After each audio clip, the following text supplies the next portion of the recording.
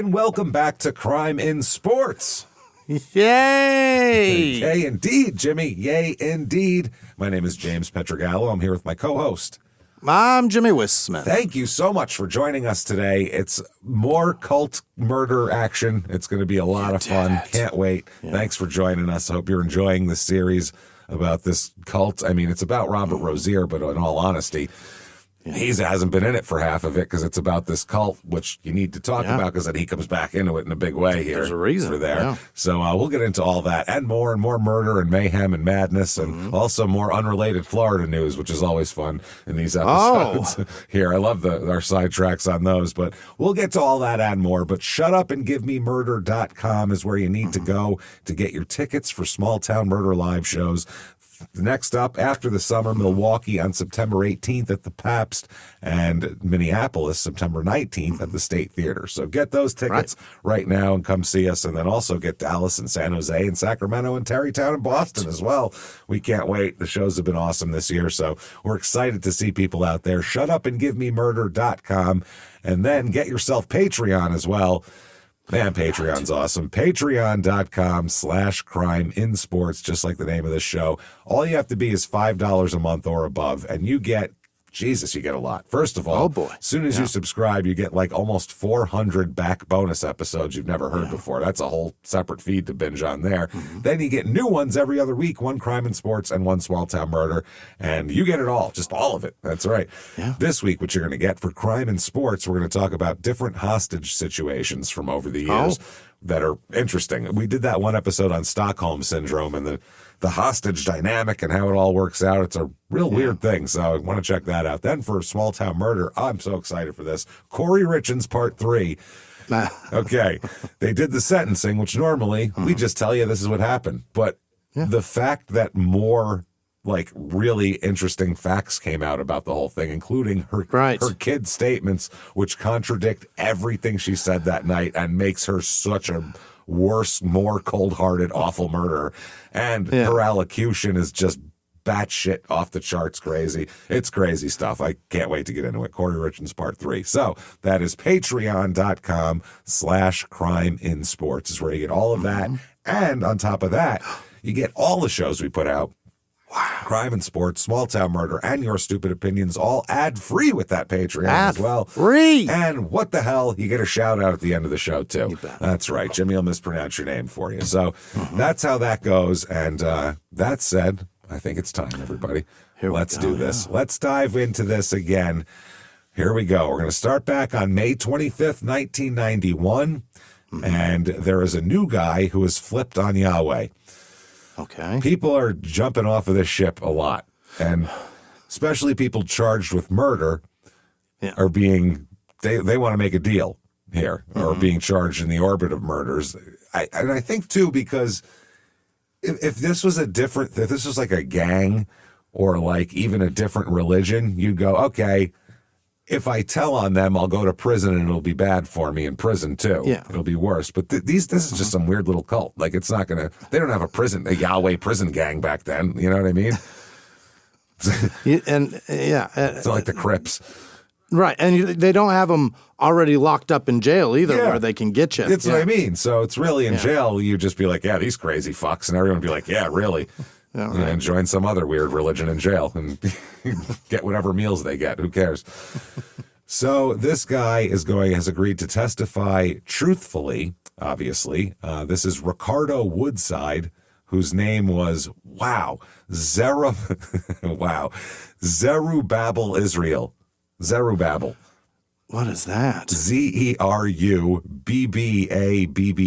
or one B at the end there, Bel. So Zerubbabel, Israel. He was charged with trying to kill a dissident, Eric Burke, after Yahweh allegedly ordered the hit. And also indicted is his brother, Woodside's brother, Maurice, who doesn't have a fun name.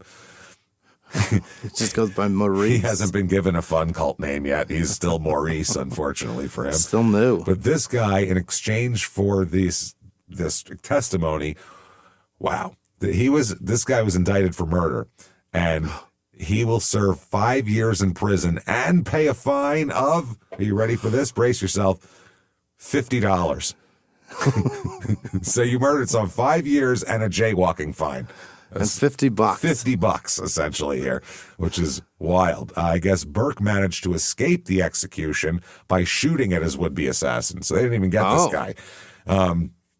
Ricardo Woodside was also accused of helping others behead Yahweh Aston Green, somebody else, another Yahweh member named Aston Green, who we've talked about, who had his head chopped off with a sword.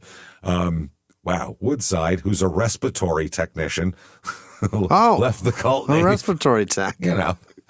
That's you never know who who believes what. Some weirdo in scrubs, man, they could really be a nut. You never know. Yeah. You never I mean, know. I suppose your Amazon Prime driver might have some wild shit that he believes. And if you put everybody in a uniform, they just all look the same. Everyone in scrubs looks the same. Everyone in an Amazon shirt looks the same. So it's like... Your phlebotomist might be a goddamn lunatic. It might be. You never goddamn know. So that's what's been going on here. So he testified before a grand jury investigation, and that's what's going on. Woodside was held without bail, and now he's going to get bail, obviously, because he's doing this. Now, in other unrelated Florida news, this is from the same day. Nude bar impresario faces extortion charge. Oh. Here we go. Now we're talking about strip club fucking intrigue. The nude club. The nudie bar's got a extortion attempt? That's right. Are they being extorted or are they extorting? Let's get into it. The nude bar guy is extorting somebody else, possibly another nude bar. Let's find out. Nude bar impresario Michael J. Peter, his last name is Peter, which is funny, was arrested Friday and charged with kidnapping and extortion on allegations he forced a business rival into Peter's white Rolls Royce.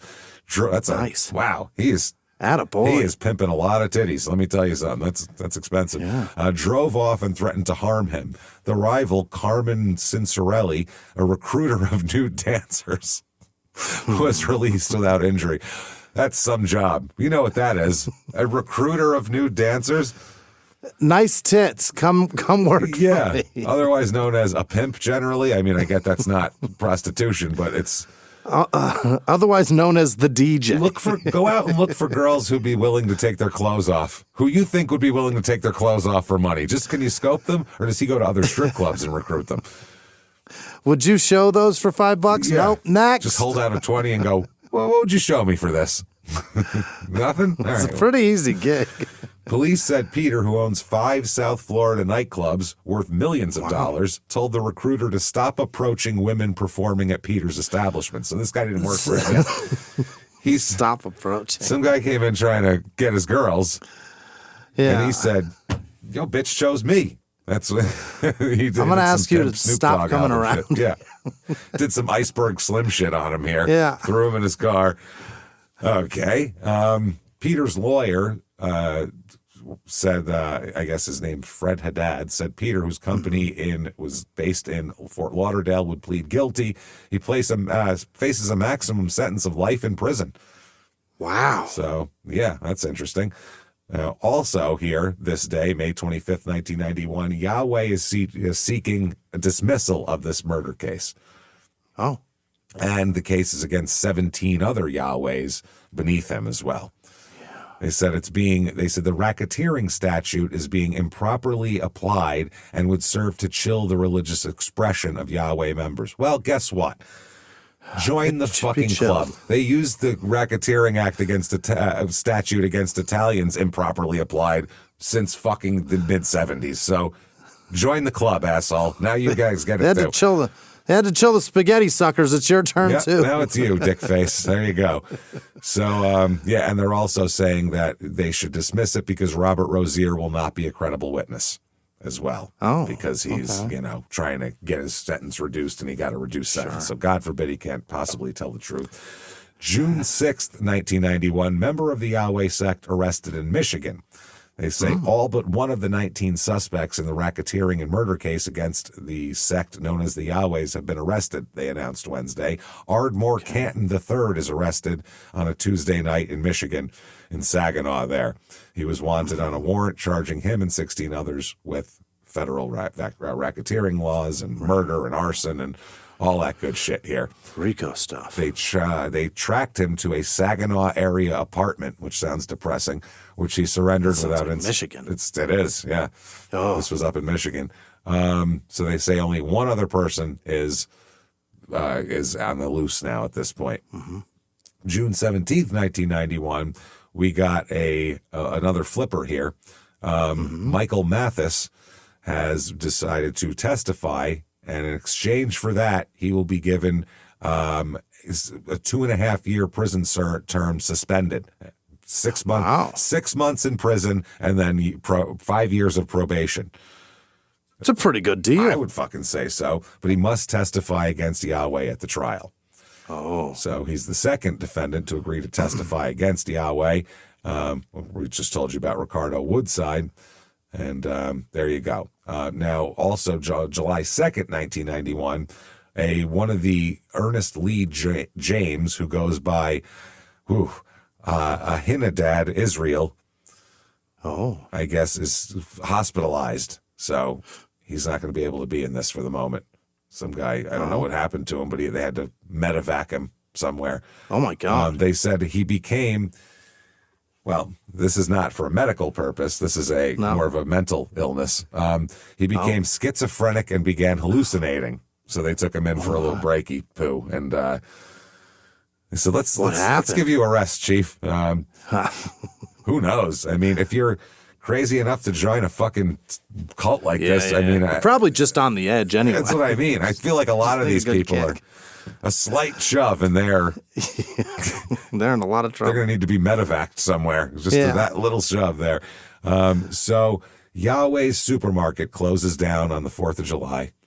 Mm-hmm. Yeah, it closed abruptly. It was the largest in Overton, and it's now closed. And they said they can't afford to keep it open. Remember, they were talking about how much there was like nobody in the aisles. They didn't have any customers, and now it's getting worse because there's a giant conspiracy and murder trial going on. Yeah. So that's what they did, and now they're kind of fucked. They said they actually had a nice reputation. One of the locals said it was cleaner than any of the other big chains. The people were nice. Because of their reputation, they didn't have any violence or nonsense. So the locals were actually upset about it because it was the nicest grocery store in the area, and now it's gone. Mm-hmm. So in other unrelated Florida news, mother may face execution for drowning 2 sons. Oh, shit. Yes, a woman was found guilty. Veronica Purdue was found guilty. And they were deciding whether she should be sentenced for sentenced to death or not. Now she claims this is a very like a Susan Smith, Diane Downs type of situation. It sounds like here. Apparently, the prosecutor speculated the woman killed the kids for insurance money, but the grandparents had stopped paying the premiums on one of the policies, and her claim was rejected in the other. So she testified during her sentencing that she was raped and sodomized by 3 masked men who forced her car off the road. Oh, no. While she was being dragged from the car, she testified she heard her 4-year-old son scream, "Mommy, save me from the monster." Oh, Jesus. She said she searched in vain for the boys in the woods and in a nearby pit. The boys' bodies were found later that morning floating in a water-filled pit. And they found that there was no monster? There's no monster, or 3 monsters in this case. Oh, my God. So, that's the same thing. Remember, Diane Downs said the same thing. Yeah, she did say one guy came, tried to rip her out of the car, and then she shot one of the, all that horse shit. So, in the 17 months since the boys died, Purdue has changed her story several times, but none of those earlier versions included rape allegations. She just came up with that during sentencing. Well, now it was 3 masked men who raped me. Would you think that'd be the first thing you'd be screaming is 3 masked guys raped and sodomized me and killed my kids? I assure you, that's the first thing that you think of, because that's horrid. Yeah. And the assistant district attorney said, your babies had just been killed by these 3 men that you say raped you, and you weren't going to tell anybody? You weren't going to say anything? What up with that? And then she said, the accused said, they accused me of killing my sons. I didn't have anything to say to them. You could have told them why you didn't kill your sons because 3 masked guys killed them and raped you. That would have been something. Yeah, usually when guys don't have anything to say after being accused, it's because they're crafting a way to get out of this because they did it. I didn't have anything to say to them, even though something that would completely clear me. And also, maybe also get people looking for this 3 monsters are going to raping people and killing kids. They're raping there. And they'll kill babies, but they won't kill her. They'll leave her. No. They'll just want to rape her. But the babies, they got to Is Diane the lady that ended up sleeping with the jailers? Woodfield. She's also the one that Randall Woodfield was like engaged to. Remember that? Oh, they were both in prison. They were like celebrity serial killers, essentially. So they were like hooking up. Imagine how evil that kid would be. Because she's like a marginally attractive woman, and in prison she kept it together for a minute. She ruined so many people's lives. So many jail. lives. So many. There was a man problem. Do you know that if you're a jailer and you have sex with an inmate, you are now a registered sex offender rape. for life? It's always rape because you're in life. Yeah, it's rape for life. It's considered rape. Yeah, it's not possible. Even though she seduced and raped and ruined their lives. Oh yeah, and they do it. She's a monster, and they do it on. They apply that pretty equally. Gender be damned, actually, too, because there's plenty of female guards who fuck inmates and they get charged with it. So it goes back and forth too. And because they get coerced much easier. I knew it was a rule. I didn't know it was a law. Right. Love after lockup. That was she lost her job and was up on criminal charges for that. Sex offender for life. For life. This guy did an interview, James, and he was talking about how he couldn't get a job for the last 30 years because he's a sex offender. And he's like, well, maybe you shouldn't be fucking inmates. Oh, he knows. Yeah. I assure you, he feels terrible like about it. An easy fix.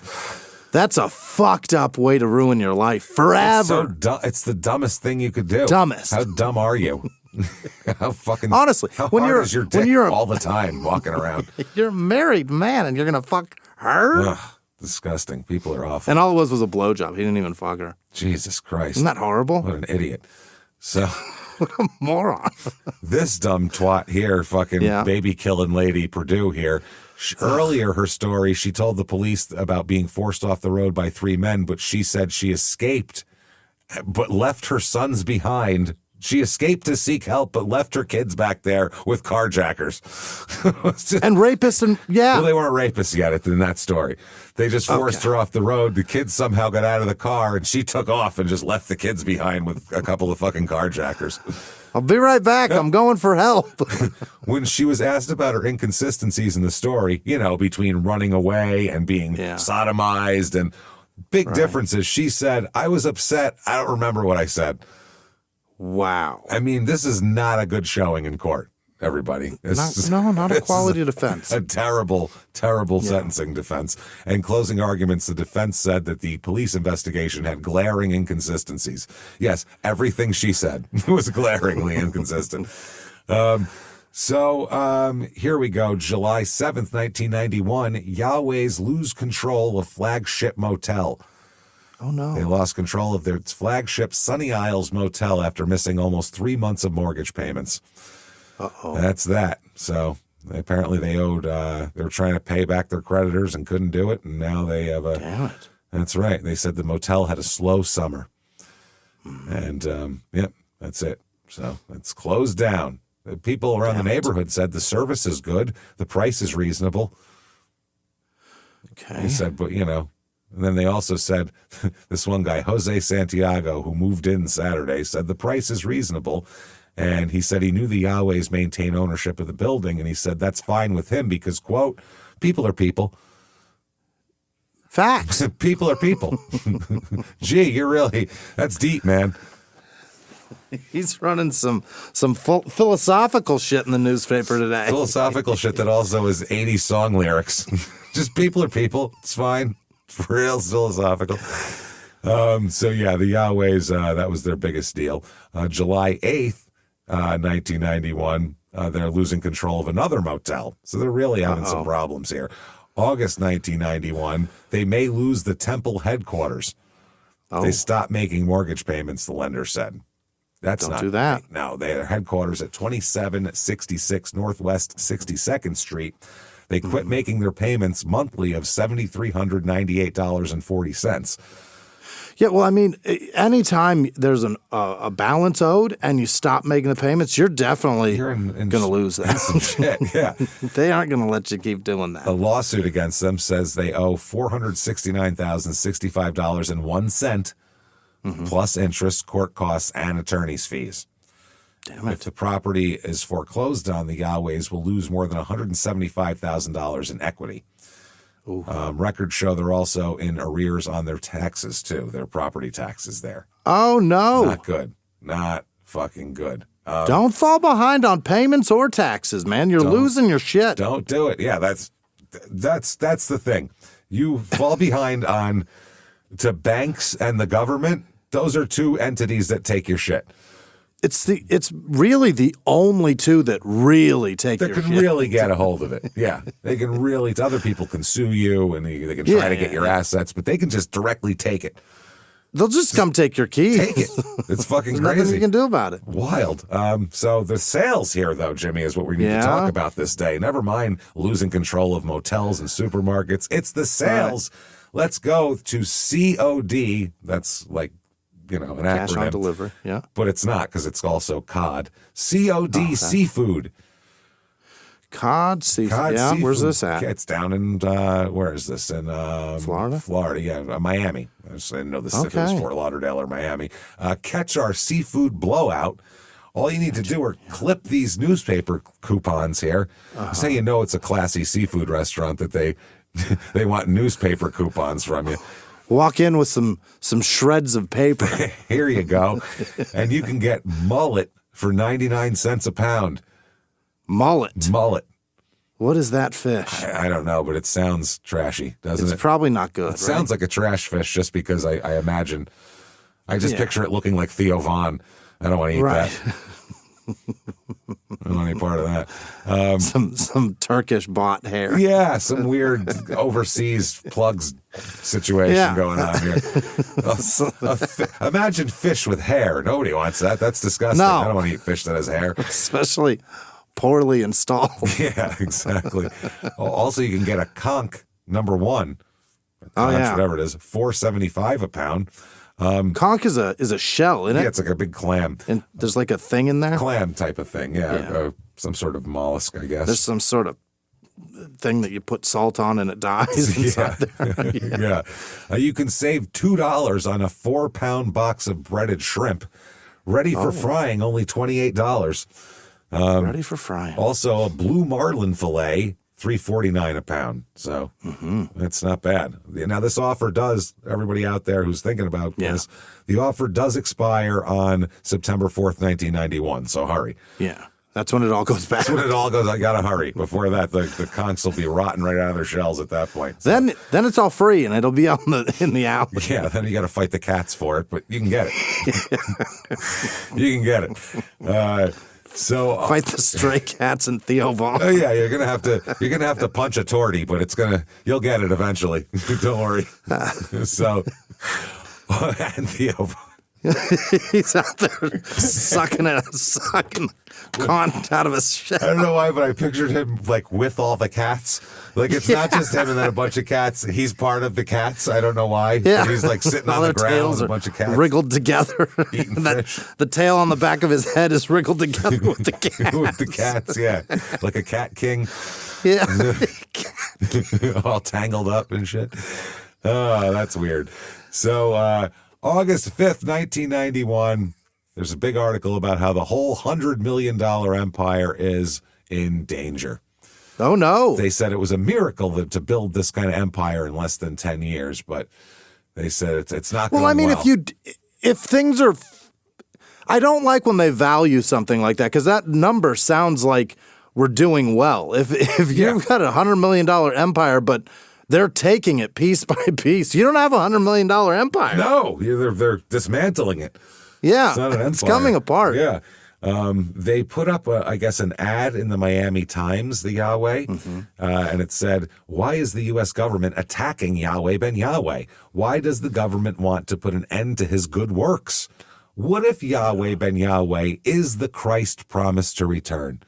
You're all going to have egg on your face. Let me tell you something. Yeah, that's right. Boy, are you going to look silly. Going to look real dumb. You are going to just be just not eating your words later, buddy. Really embarrassed. Really embarrassed. We prosecute violations of federal law, not on religious principle, was the answer to that, by the way. Okay. So it's been crumbling, but it's getting worse here. Apparently, they're talking about the foreclosure on a hotel, the foreclosure on a second motel, losing their whole supermarket thing. Up to that, I guess one of the attorneys for one of the creditors said they just stopped making payments. And they said, we thought they did a good job with the property, and they had paid regularly, but it all just went away here. They stopped making all their mortgage payments. And can't do that. So if you just stop paying for shit. Yeah, you don't own it if you stop paying. It's you got to keep paying for it. So they said most of the property doesn't have much equity in it. And that's that. One of the release from the cult actually was Yahweh Ben Yahweh offers proof to the world that he has the wisdom, knowledge, and understanding of how to establish a system and organization that's able to educate and employ the people of Earth. Yeah. All of them, apparently. Right. So, yeah, they're talking about the trial starting. And this is in, Miami. This is some hot shit news down here. Yeah, I believe that the weirdos who've been walking around in robes for the last 10 years are now on trial for shitloads of murders. They also own shit in other cities, too. Properties in Houston, Dallas, New Orleans, and a hotel in downtown Atlanta, which remember that one lady went to work at. Yeah. November 16th, 1991, the Yahwehs, this is the anniversary of Yahweh Ben Yahweh being arrested. They make a public call in the Atlanta Voice for the release of their leader. They want him public released. Call for it. Public call, yeah. They said this is ridiculous. They have reiterated their demand for his release from a Miami federal prison on the anniversary of the day he was arrested and imprisoned under the so-called racketeering influence corrupt organization. Yeah, there's been plenty. That's exactly what it's called. That's exactly what it's called. And again, stop acting like you're the first fucking people they've used this on, okay? It's not fair. Okay? There's plenty of fucking old Guinea sitting in a prison for 100 years because some shit happened they didn't even fucking know about because that's how you do this and that's how it works. They're 83 years old and they got 200 years. Yeah, exactly. They said they arrested him because he's a founder and head of Yahweh and therefore is ultimately responsible for the nation or for the action of the nation. I would say so. I mean, it's an organization. And they said that their lawyers are basically saying that, other religions are out there doing crazy shit. You don't put them in jail. Sure. He said there are a number of other religious groups who have made the same statements about the prophecies of the Bible and how glad they would be when that fulfillment happens. They aren't in jail. Were they actively trying to get to the fulfillment of killing everybody on earth? Yeah. Was that what you were and going? Take heads off of people? Is that what you're going for? So they postponed the trial 3 times, and that's what they're all complaining about. They're just trying to, basically, the longer they delay, the more they can get people to flip on Yahweh is what they're complaining about, which is one of the things they do. Sure. The longer they sit in jail on no bail, the more they want to get out of jail. Yeah. And if they see if you flip, you get bail. I mean... certainly sucks to be in there. Yeah. Like in Arizona, the jail is so shitty as opposed to prison, which is also shitty, but not nearly as shitty as jail in Arizona. Yeah. It's so bad that the prosecution intentionally delays trials to get you to just plea bargain. You're so broken from getting you to be so uncomfortable in there and hate life that you just... It's so bad in there. There's tons of people who just say, I don't fucking care if I did it or not. They're never going to let me go. And I'd rather just get to prison where there's like air conditioning and food. This is crazy. I want something a little bit better. Yeah, this is fucking miserable. So people break. November 30th, 1991, Yahweh Ben Yahweh is speaking out against the persecution that's taking place here. Yeah, he said, you must understand that this is an attack in reality on all religions. So now, so he wants to circle the wagons here, get everybody involved. Compass it. Yep, yeah. This is what they all do, these cults. Well, I mean, if you're coming down on me, you're coming down on everybody. But they are using Yahweh to attack us first. Oh. That's what he said. He said, I'm ready to come out of prison and make America prosperous again. Oh. That's a funny thing for a cult leader to say, huh? Remember, I have the key to go from poverty to riches. Only I know. Do you? Weird. Isn't it strange? Every cult leader, they're the only person that knows an answer to something. There's I know how to do. I've done it before. Billions of people in the world, but they're the only ones that know. It's crazy. They've been told a secret. December 3rd, 1991, members to testify against Yahweh here. So that's what they're talking about. Apparently, federal documents released show that Yahweh's nephew is now prepared to testify against him, and so are two sons of Yahweh's second in command, Judith Israel. Oh, now people close to the circle are flipping. That's real bad because they know a lot of shit here. One of her sons even secretly wiretapped Israel and Yahweh and was paid as an informant by the federal government. So actually fucking sat in on a conversation and wiretapped it. These last-minute revelations are in preparation for next month's trial, and it stunned the defense attorneys. They had no idea about this shit. Israel's attorney, who hadn't seen the documents, said, "You're kidding. It's really a repugnant thing." Oh, I hate that. Really repugnant for them to want to help put murderers in jail. He said, "I think it's disgusting. To turn a son against his mother is truly a contemptible act." Yeah. Okay. Yeah, it's also pretty bad to cut people's heads off with swords. I think that's pretty bad, too. They said the investigation has been continuing. This is the U.S. attorney, and our evidence should not surprise anyone. Like, they shouldn't be that surprised about that. Trust me here. So, yeah, that's what's going on. Yahweh's attorney said they're not worried about the tapes. They said the wiretap tapes. They said, "I'd be shocked if there are any admissions on those tapes." And he's absolutely convinced of Yahweh's innocence. Innocent man, this Yahweh Ben Yahweh.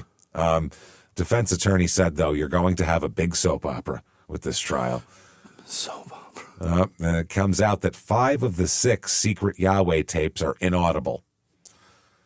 Okay, can't hear what's on them well enough. Really? Well enough to make it a legal, reality. Yeah. Definite. Who's wearing the wire in that instance? Judith Yahweh? Israel's son. Oh, yeah. Was wearing a wire against them. And he wore too thick of robes that day. Yep. And also the sect wants to be able to wear their white robes to trial. That's the other thing they're looking for. Oh. Hey, you know what? Let's look like crazy fucking freaks who are completely separate from the rest of the world. That's a good strategy with a jury. Good. Really, Put a goddamn tie on like everybody else, so at least you don't look crazy. Or now hear me out. We put X's on our foreheads and shave our heads. You know what? We should do that. That's possible. Maybe we should represent ourselves. Perhaps we lock arms, skip through the hallways, and sing made-up songs. or we just represent ourselves and we harshly go after and weirdly stare at people we've been accused of raping on the stand. That was a good strategy too, right? Condemn them as a non-binding claim on my on an arbitrarily claimed sovereignty. We should do that, I think. So anyway, the 5 of the 6 tapes are virtually inaudible. That's what the defense attorney says, and a federal source also, though. The remaining tape has second in command, Judith Israel, saying only, "You're kidding," when her son Kelly Gaines tells her he's been ordered to testify about the Yahwehs before a grand jury. A defense attorney played the tape for the Miami Herald reporter. Israel's attorney, Paul McKenna, said it's not an incriminating tape. They obviously tried to bait her. The U.S. Attorney's Office declined to release the tapes to the Herald or to publicly discuss their contents. A federal source, though, confirmed 5 of the 6 tapes had serious sound problems. A Herald reporter listened to one in which the voices were inaudible because of loud static on the tape. The defense attorney said that the other tapes were inaudible. Now, So yeah, they were telling all the attorneys about the sound problems here. So the audible tape, Gaines tells his mother, Judith Israel, that the government has some new information, quote unquote, and he'll have to testify before a grand jury, and she said, "You've got to be kidding," and then said, "Okay." He said, "I wanted you to know that," and she said, "Okay." So that's not really going to help or hurt anybody there.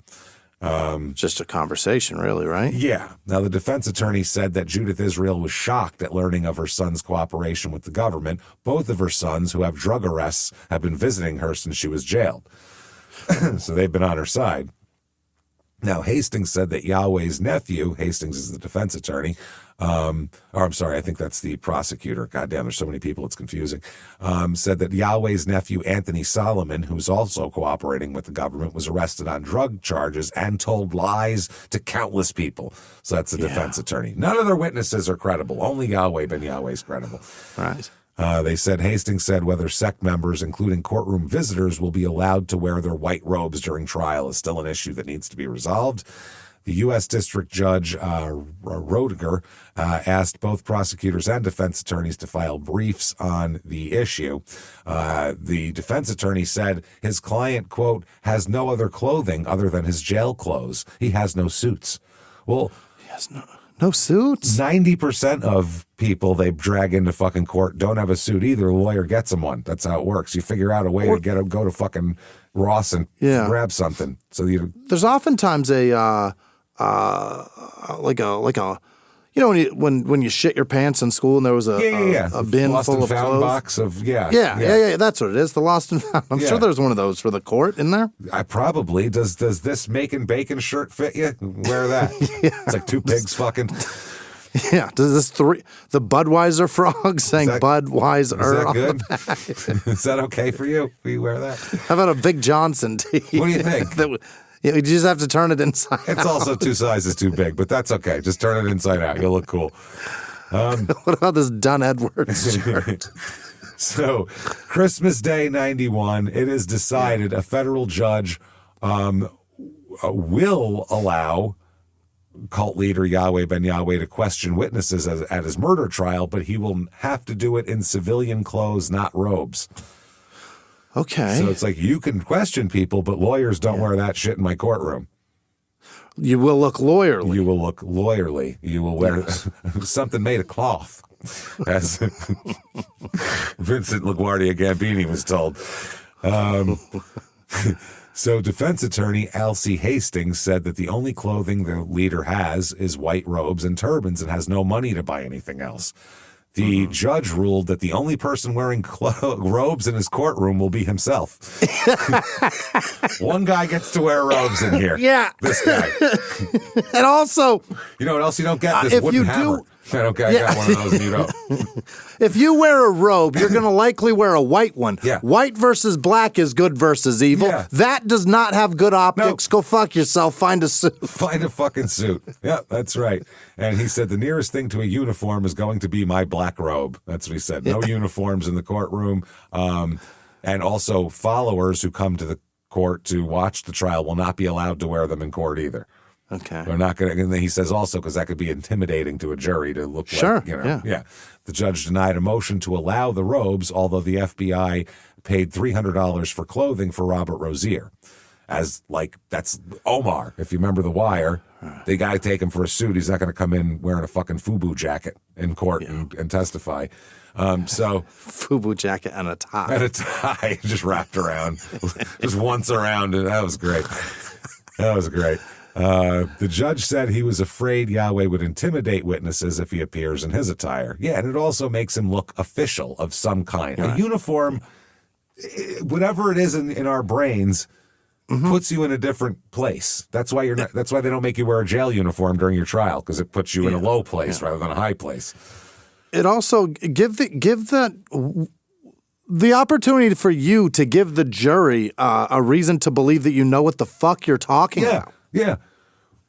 And it will don't come in here looking like shit and then with some crazy half-cocked scheme of how to get out of this. No. The jury's just going to go, who the fuck is this guy? Nut? But even more, the uniforms elevate or lower you depending on what it is. And if it's some sort of religious thing, society tends to put those people, make them more honest, more, even though they're just as full of shit as anybody. That uniform grants you a certain, it's the same as a police uniform or anything else. It grants you a certain benefit of the doubt that other people don't get, and that honestly, they don't deserve any more than anybody else just because they put a fucking uniform on of any kind, religious or anything else.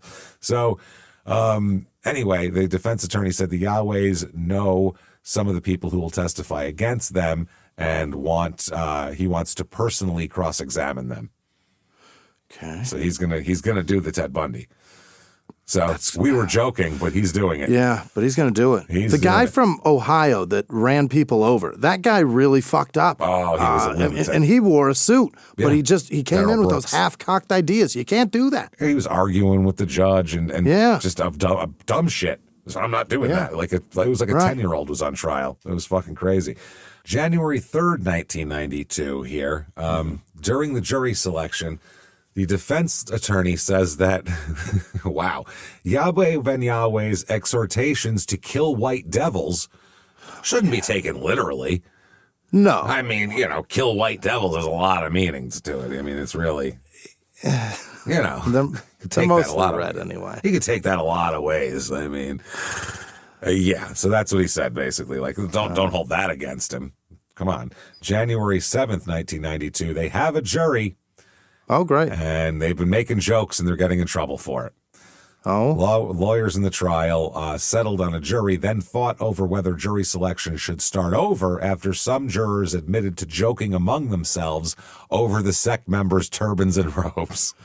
Why did they do that? Why? Just let it go. It is Florida. I mean, they can't help it. They do have brain damage. He said, they were only saying we should all come in white turbans. They were saying we should all come in white turbans, one juror said. We were just kidding around. Okay. We should all come in. So we should just all come in white turbans and, ha ha he he. So the woman looked at the 16 defendants, 13 wearing the sect's trademark turbans and robes, and said, quote, sorry. They said that she was nervously twisting her hands and said, sorry. She's embarrassed. I'm so sorry. Another juror said a suggestion came up in the jury room for all jurors to wear red shirts one day. I said I didn't think that was too smart. She added, I think it was just making jokes. So they're just saying we should all be a little group ourselves as a joke. We aren't really going to do it. No. We were just joking. You know what it is? It's kind of like when you said about killing the white devils. It's not literal. Yeah. We don't mean it literally. It's hyperbole. Yeah, it's just when we talk about killing people. A third juror said that she had heard a prospective juror discuss the case, but dismissed it from her mind. Oh, boy. The attorney for the indicted leader here thought the jury was seriously tainted and asked to pick a new one. Now, the judge said, I think we're okay. It's just a joke. We're good. He also rejected a defense request to find out which juror had made the jokes. He said, quote, I'm not running a detective organization here. This judge is funny as shit. He's grumpy. I'm the only one wearing robes. What do I look like, a fucking detective over here? This guy's funny. I'm not investigating anything. No. He did lecture the jury's 3 men and 9 women not to wisecrack or discuss the case during trial. Right. The attorney for Ernest Lee James, known as Hinadad Israel, said he thought the jurors were chastened and wouldn't joke about the sect again. He said, I don't think it was a big deal. Oh, no, this is the attorney for Judith Israel, said, I don't think it's a big deal. I think it's normal under these conditions.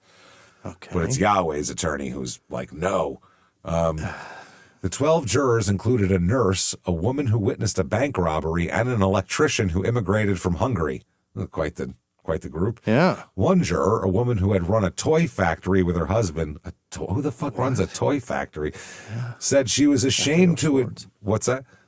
FAO Schwartz? I don't know. That's a store. It's a factory. She's an elf, this woman. Mm-hmm. Once a year. She was ashamed to admit her hobby was poker. She said, I just got back from Vegas.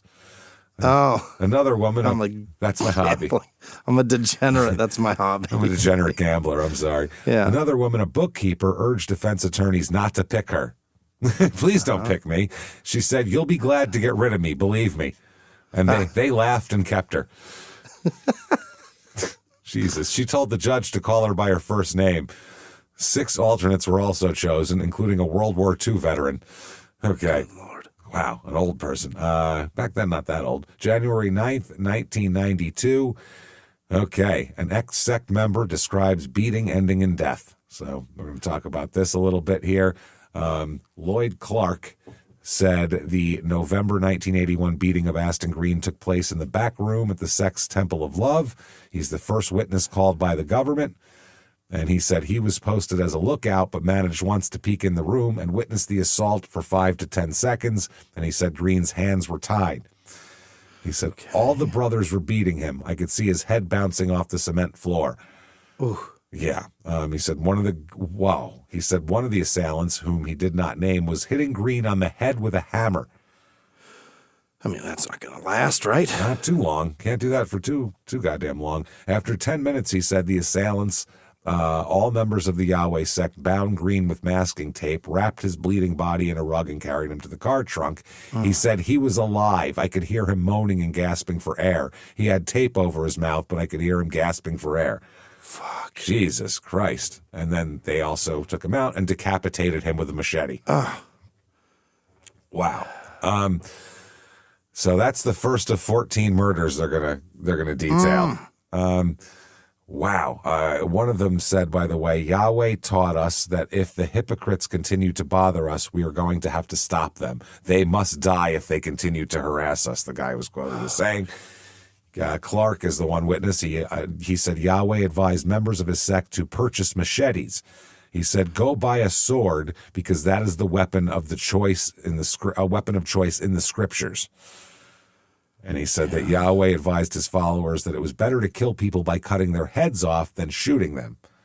That's a matter of opinion, obviously. I mean, you know, better, what's cleaner, easier. What are we talking about here? He said that Yahweh told his followers that gunshot victims might get up and run away, but if you cut their heads off, you know they're dead. Wow. All righty. January 10th, 1992, a witness said the sect cheered at news of murders.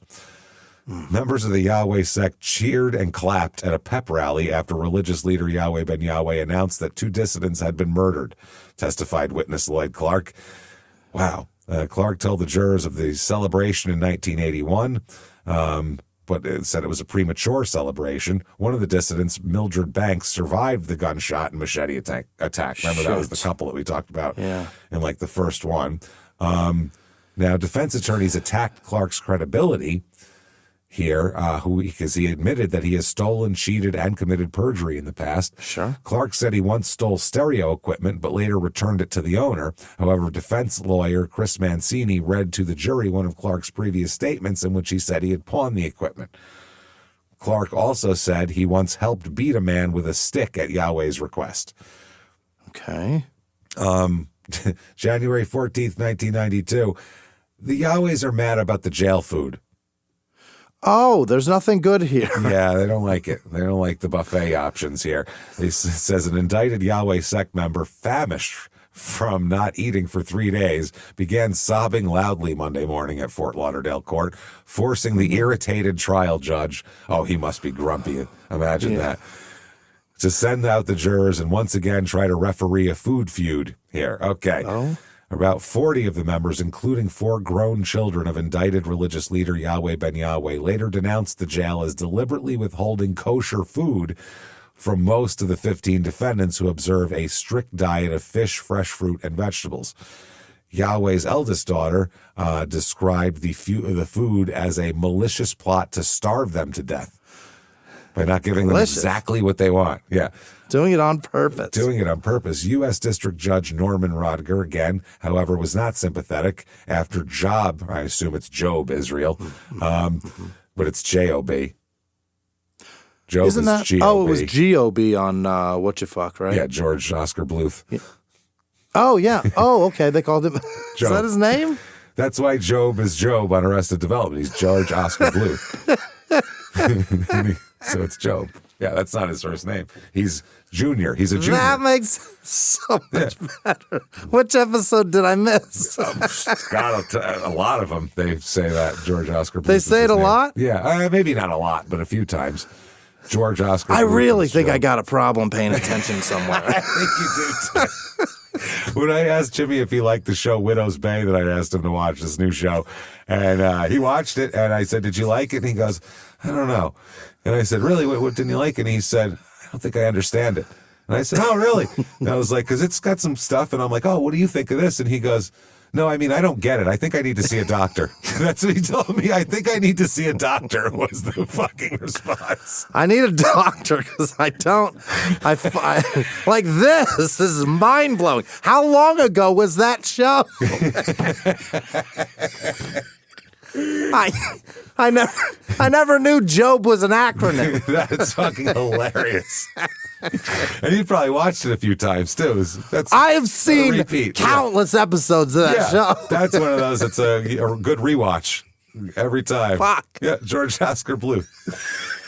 G-O-B, Job. God damn it. And I love when people call him Gob. Gob Bluth is I have the things on the captions on. Yeah. And that always says Job, or they say Job, and I read it every time. That's I go, Gob. oh, that's Job. I got to go back.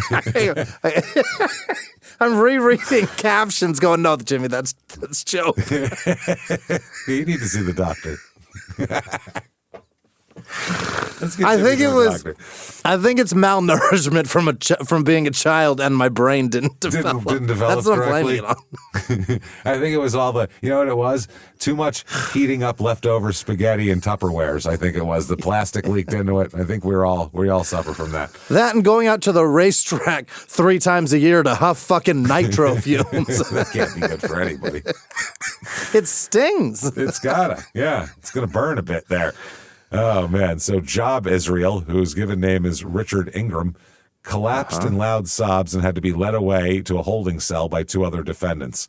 Oh, no. The judge said, "I want the record to note that the tears have subsided the moment the jury walked in the jury room." Meaning the jury left and he stopped crying. They left and he stops crying. Exactly. Yeah. So Dennis Kanan, the attorney for Job Israel, said his client wasn't faking but was famished from not eating since Thursday. He said the Broward jail offered pork and red meat, which the Yahweh faith forbids. He and other attorneys have complained before that the Broward jail was not serving the Yahweh male defendants kosher food. The lone female defendant, Judith Israel, has been receiving kosher food. Mm-hmm. The judge complained that Yahweh diet didn't appear to resemble kosher fare he'd seen. He said, "I don't remember it as a salad bar." This judge is hilarious. What is a kosher meal in prison? They have that, but that's if you're...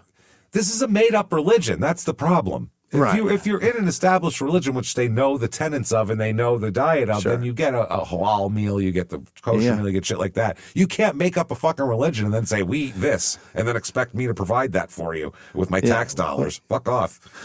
We eat kosher, but not that kosher. It's the kosher that we decide. Yeah, that's what I mean. The trial resumed a half hour later after U.S. Marshals provided bread and honey to tide the Yahwehs over until lunch. At the press, that's pretty good. I mean, that's sweet. It'll give you some energy. It's delicious. And stop your stomach from growling with the bread, and honey will give you some sugar. Nadia Parika Israel offered to buy food for the men. She said the jailed Yahwehs are having to wear filthy clothes. They're just tortured. January 15th, 1992. There's witnesses saying Yahweh Ben Yahweh ordered his 12-year-old grandson to beat a man who'd already been attacked with a tire jack and a stick during a public execution. Shit. Yeah, they said that, they gasped, they said in the courtroom, as Anthony Solomon Jr., Yahweh's nephew, described the gruesome 1983 slaying of the karate champion Leonard Dupree. About 60 Yahweh followers, including children, ultimately joined in the mass beating. Wow. That left him with a cracked skull, shattered forehead, missing right eye, bleeding sexual organs. Oh, why does it always goes They always have to go right to the dick. One of the youngest participants was Yahweh's grandson, Gad, or Jad Israel. I'm not sure. Solomon said his own mother, Jean Solomon, and a cousin beat the bleeding man. They said, "Did you hit Mr. Solomon?" And he replied, "Yes." He testified for 5 hours about his uncle and violence in the sect. Several jurors took copious notes, which is probably good. Defense attorneys attacked Solomon as a lying, convicted crack dealer. But he clung to his story. Some incidents he described bordered on grotesquely comic. He said defendant John Foster, known as Enoch Israel, had tried in 1981 to behead dissident Aston Green after Green had already lost consciousness, but failed. The same year, another decapitation team, armed with machetes, told Yahweh they weren't sure they had removed the head of dissident Mildred Banks. They said, quote, her head didn't come all the way off. Solomon quoted one defendant. This isn't grotesquely comical. This is just grotesque. What are they talking about? Solomon quoted one defendant, Walter Lightburn, who's known as Amri Israel, as saying that, I guess, Banks, who survived, plans to testify. But yeah, if you tried to behead someone and it didn't work, they're testifying. So yeah, this is a lot. Solomon said his uncle Hulon constantly preached violence. That's what old Uncle Hulon there. Apparently, when he says when they ordered the karate guy to be killed, Yahweh ordered him punished after Dupree grabbed a pair of scissors and called a female sect member a bitch. Yeah. Solomon testified. Dupree said he wanted to kiss the religious leader's feet. Instead, Yahweh ordered Dupree to fight Lightburn, and Dupree beat the shit out of him, obviously, because he's a world-class karate champion, and that's when they said to kill him. He said to beat him in the head and crush his skull, Solomon said. And also Maurice Woodside said that he pointed out that he poked out one of Dupree's eyes with a stick. Jesus. And Yahweh celebrated the murder as God delivering a goat in our hands for the Day of Atonement feast, his nephew testified. Wow. January 16th, 1992, appeals court holds up white robe ban. They tried to appeal that decision, and a federal court has upheld a ban on the wearing of white robes and turbans by members of the Nation of Yahweh religious sect here. The decision in Atlanta applies to wives and supporters of the defendants who seek to watch the trial from the public seating room as well. The defendants themselves have been allowed to wear their distinctive robes and turban throughout the trial. So apparently they let them. The decision returned on Tuesday upholds a ruling by the judge. It means the defendants' wives and supporters will be forced to violate a tenet of their religion if they wish to attend the trial, defense attorney said. The defense attorney said it's a dangerous precedent. If those were rabbis on trial, would we disallow persons to come to court wearing yarmulkes? Or nuns were on trial, would we disallow other nuns from coming into court with their habits on? Again, they didn't just make that up 10 years ago, though. That's the thing. This isn't a brand new thing. We're all established in society. I mean, it's all ridiculous. Don't get me wrong. Right. They're all equally ridiculous. But two of the three of those are established ridiculousness that we've for some reason accepted over thousands of years. Are nuns beheading people? I'm not aware of that. The nuns could be mean. If they beheaded people, it'd be with a fucking ruler. It'd be with a ruler, and they would, it'd be real weird. So they said the court has certainly an obligation to protect jurors and any possibility of influence or intimidation by the appearance of a turbaned, white-robed sea of spectators, the judge said. He acknowledged in his ruling that he himself felt intimidated in pretrial hearings when the public seating area of his court was jammed with up to 60 Yahweh supporters in their white robes. Yeah, I guess so. That would just be, these guys look like they're all going to attack us. Now, Rodger said that it would be an obvious ruling if the spectators were uniformed members of the Ku Klux Klan or the American Nazi Party, but said he would have ruled the same way even if they were nuns. Said nuns wouldn't be allowed either. No one's allowed to elevate themselves above or make it look like a giant gang is in the back. Right. So that's the way it is. January 17th, 1992. People are, this is Ricardo Woodside is on the stand and discussing beheadings. They said, Woodside said, quote, "You should have left the car and body together so that all the hypocrites can see what Yahweh did," quoting Yahweh there. So he's quoting him. He said, Woodside said, "The next time when Yahweh takes the heads of other hypocrites, we're going to take them and hang them in baskets over the city so the whole city can see it and fear Yahweh." Oh, boy. Woodside said he was told. Jesus Christ. That sounds like fun. That's religious war stuff. Yeah, that's exactly right. Maurice Woodside startled people in the courtroom by bolting to his feet and interrupting Ricardo Woodside's testimony as he began to implicate Maurice in an attempted murder. Oh, no. He's implicating his brother right there, and his brother jumped up and says, "You're going to lie on me, your brother?" and started to weep, and then said, "You're going to lie on me? You're going to kill me, your own brother?" And federal marshals had to force him back into his seat. Sit down. That's some fucking, wow, that is amazing. Yahweh defense attorneys immediately asked for a mistrial, and the judge said, quote, "I'll deny it." No. So my gut feeling is that if it cuts in any way, it's in favor of the defendants on this one. Mm-hmm. So there you go. When the trial resumed, Maurice Woodside remained in his seat listening to his brother's testimony while staring at the floor and shaking his head. Oh, my God. So Woodside talks about how the beheading took 15, 20, 30 chops, he said. Oh, Christ. He said he heard someone say, "Damn, this blade is dull." Oh. Yeah. Ricardo Woodside said his older brother Maurice is a prime example of Yahweh forcing people into violence. He said his brother Maurice never used a gun and never had been arrested until November 1990 when this all went down. He said he's not a violent person unless he's being instructed. Okay. January 23rd, 1992, the ex-wife of a Yahweh defendant, here we go, testified that her husband told her that he and two other sect members carried a gun and a machete when they visited two dissidents in November 1981. Okay. And they said there was a class at the there was at the class rejoicing that the girl had been cut and the guy had been shot. So they were telling people this, which is not great, apparently. There's so many people, man. How many people have come and gone, and how many people have those people been married to, who they broke up with? I mean, think about this is starting to, there's so many people in the world that have information.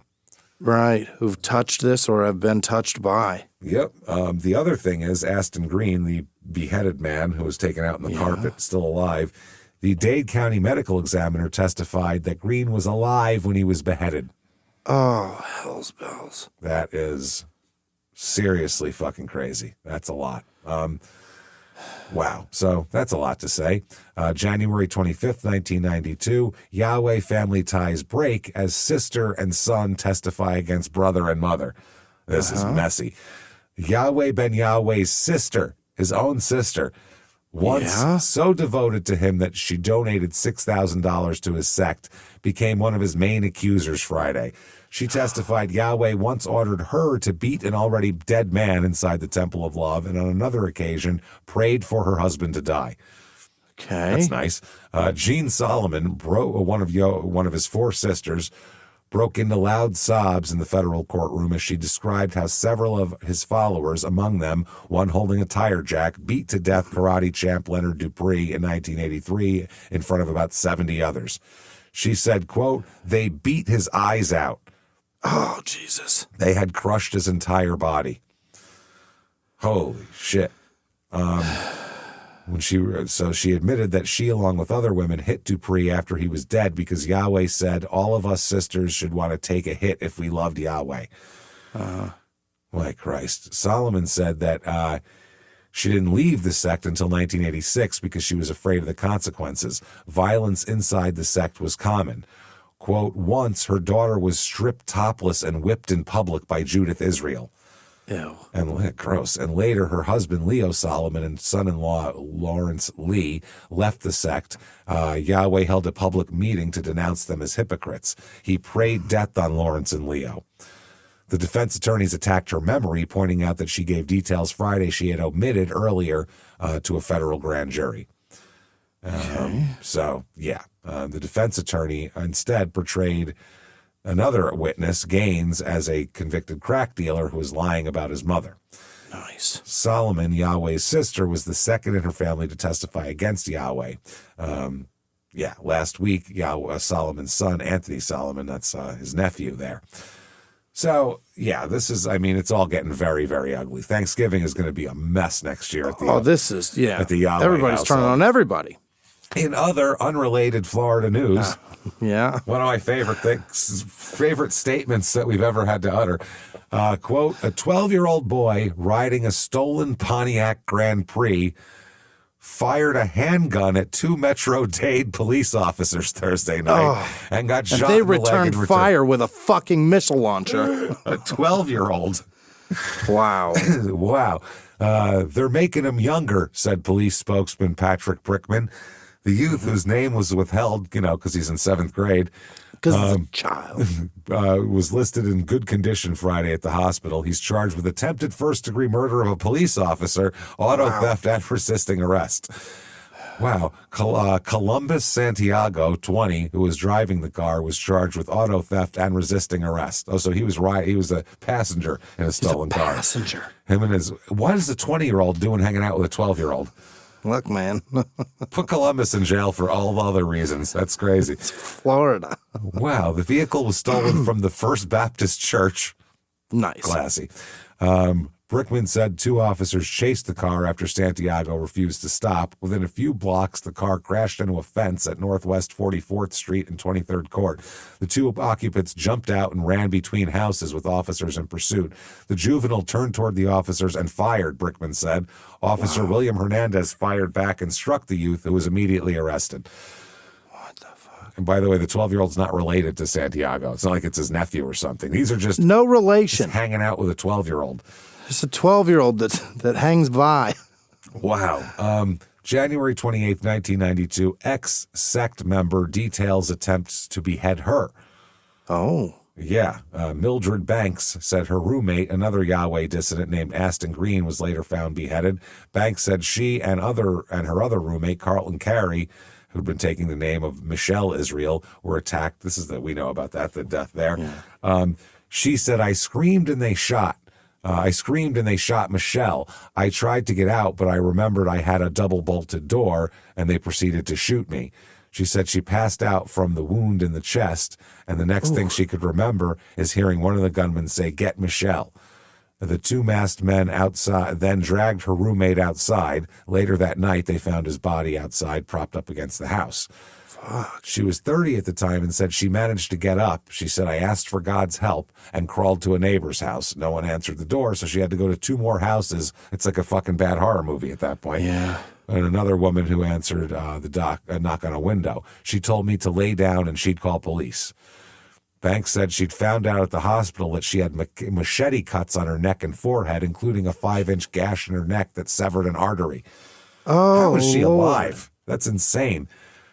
Wow. A few weeks earlier, she said Yahweh preached against her and a dozen other members for leaving the sect. He said we were hypocrites and heads were going to roll. Oh, boy. I guess so. So a defense attorney brought up this theory. When Banks was shot, she accidentally sustained deep cuts to her neck and forehead by falling onto a machete. Oh, she slipped and fell. That her roommate owned and left in the living room. Okay. So it happened to, and when I leave, I have a bunch of machetes, as you know, from the wood stuff. I leave all of them blade up, just on the ground. But like the sharp part up, I don't put them in a sheath or anything. I just blade up on the ground. That way, in case I fall, you know what? That's what I deserve. I get what I deserve. Just in case. It's my exit plan. You never know. I'm not, I should have better balance. And I'm going to. If I'm having a bad day, you better watch out. Watch out. I'll surround that blade with banana peels and see you in the next life. That's literally what the defense attorney said. Are you sure you didn't get shot and fall down onto the awaiting blade of your roommate's machete? Wow. That's amazing. Very, very amazing. In other testimony, Alfonso Bonaby described a 1986 firebombing.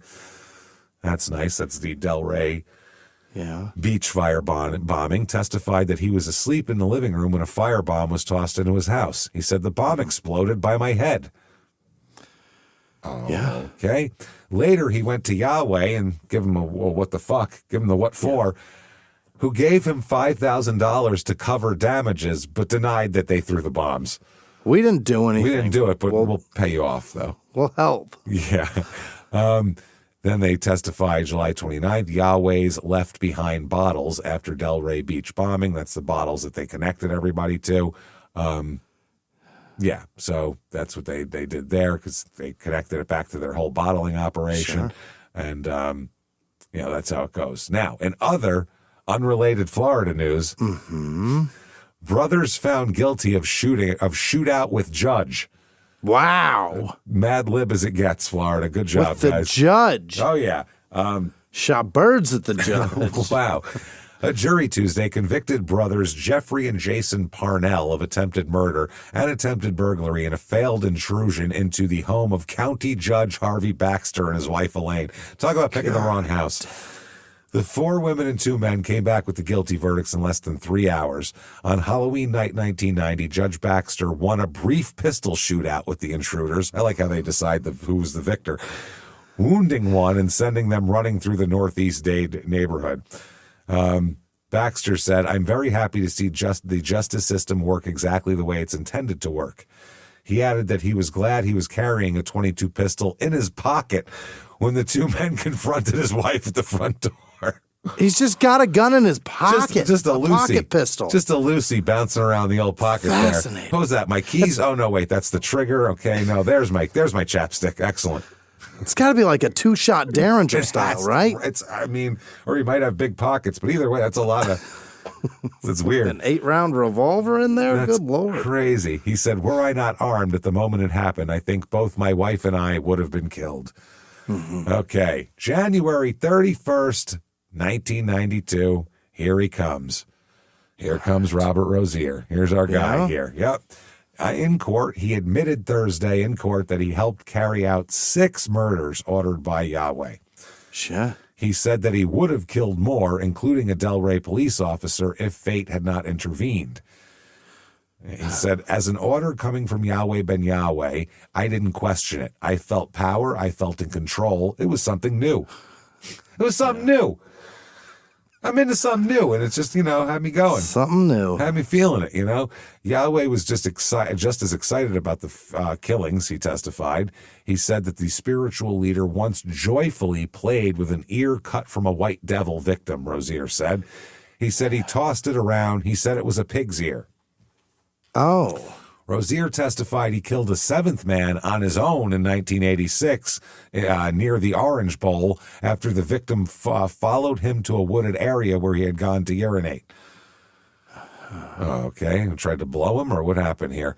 So anyway, Thursday was the first time that Rozier spoke publicly of killing 3 other people. Wearing a ponytail on the side of his head, oh boy. Rozier appeared relaxed and smiled as he spoke of the killings. He said, how many people have you killed or helped kill, the prosecutor said. And he said, 7. The crowd gasped. Many of the jurors began taking notes. Among his victims, Rozier said, were 3, quote, white devils and 3 black people who had disparaged the religious sect. Rozier said that he would have never killed had Yahweh not ordered retribution on the enemies.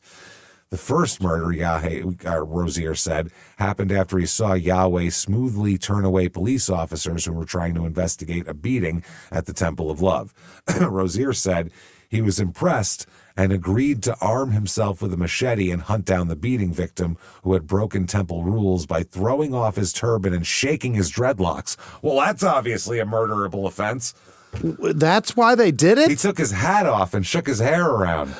You gotta loosen them up after you take your hat off, right? Like the nerdy chick transforming into a hot girl in a fucking teen movie. He took the hat off, shook his hair out, and they were like, oh, if he takes his glasses off, I'm going to come in my pants. Oh, my God. What's her name from Speed? What was her name? Sandra Bullock. Did she do that? Yeah, did you see Love Potion number 9? No.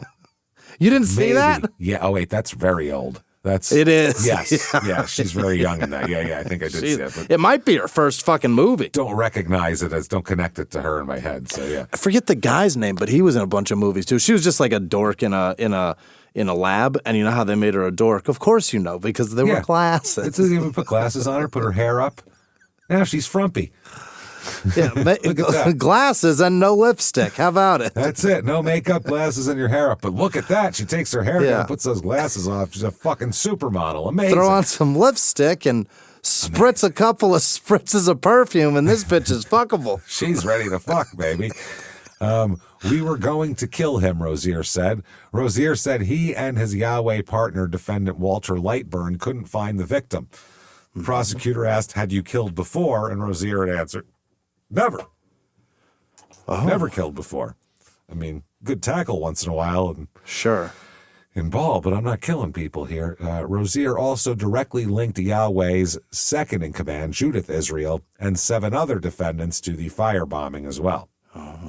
He said Yahweh drew plans for the attack on a board with magic marker after a group of Yahweh members were beaten up in Delray Beach. But the scheme almost ended before it started because 2 Delray Beach police officers pulled up to the Yahweh firebombers who were riding in the van. Remember, they caught them making fire bombs. Molotovs, yeah. When one of the policemen heard a noise in the back of the van where members were making Molotov cocktails, Rozier said he was prepared to kill the officer had he attempted to check the van, but the officer did not. The Yahwehs then went on the neighborhood and threw the bombs. Rozier said, I heard people screaming. I lit another one. Whoa. That same year, Yahweh named Rozier a, quote, death angel, part of a group charged with killing enemies in the sect. And he testified, quote, any white devil would do. Yahweh said Yahweh told him to bring back a finger or an ear as proof. And he used to travel the metro rail with his 12-inch sword looking for white devils, Rozier said he did. Jesus. He said that Yahweh didn't count his first 2 murders against white devils, roommates Kurt Dorr and Glenn Fowler, because Rozier didn't take back parts of their bodies. So they didn't really count as doing anything. If you didn't take pieces of the body, it doesn't count? This doesn't count. No, just doesn't count. All right. In September 86, Rozier said, he and defendant Carl Douglas Perry made sure they brought back proof of killing a white devil, Raymond Kelly, by slicing off both of his ears. Yahweh was satisfied, Rozier said. We got the day off and went to the movies. All righty. What do you see after that? What year is it? 86. We go see Top Gun after that? What do you think see? That's all is that all there is really out? There's a bunch out in 86, I'm sure, but depends on the month too, right? Because they got summer movies and winter movies. Yeah, there's a lot in 86 though. So Rozier told jurors he was one of the Yahwehs who stabbed Cecil Branch to death for chasing and kicking a Yahweh woman. He also admitted to being among the sect followers who murdered Anthony Brown and Rudolph Broussard in October 86 during the apartment complex thing. Right. He said he implicated the defendants in 3 other 86 murders. He said one of the defendants, Anthony Murphy, carried proof in a jar. He said, quote, the ear was floating in it. Ew. Ugh. February 4th, 92, the defense attorneys here, they're going to go after Robert Rozier here. He testifies this day that he felt invincible while stalking his first murder victim in 86 and expressed no remorse for that or slaying or 6 others. When the defense attorney asked if Rozier shouldn't feel angry at himself for helping kill 7 men, Rozier shot back, why? He's a fucking wild. He is like the Watkins guy in the Ray Carruth trial. That's what he reminds me of. He's a fucking wild card. Ray Carruth is the bitch. You the bitch. Ray Carruth is the bitch. So Watkins. What the fuck was his name? Something Van? Watkins. Was it? Van Watkins. Maybe, yeah. Watkins sounds right. So anyway, they said he said he was following orders. After a blistering attack by other defense attorneys, Rozier also admitted to taking drugs, stealing, and lying repeatedly to protect himself. Yeah. Defense attorneys were trying to discredit the testimony of Rozier, whose cooperation obviously is a big part of this whole thing, but wasn't really working. No? No. The defense attorney said, you got 11 years for 7 homicides? And Rozier said, correct. I did. That's right. Later, after further questioning by defense attorney Albert Levin, Rozier said he will probably get out even sooner. Wow. He said he expects to get time off for good behavior. Nah. That's right. Fuck it. I'm thriving in here. Yeah. So he talks about the stabbings of the roommates anymore. And they said, you've lied to police officers before. And they said, you felt it was to your advantage? And he said, yes, I did.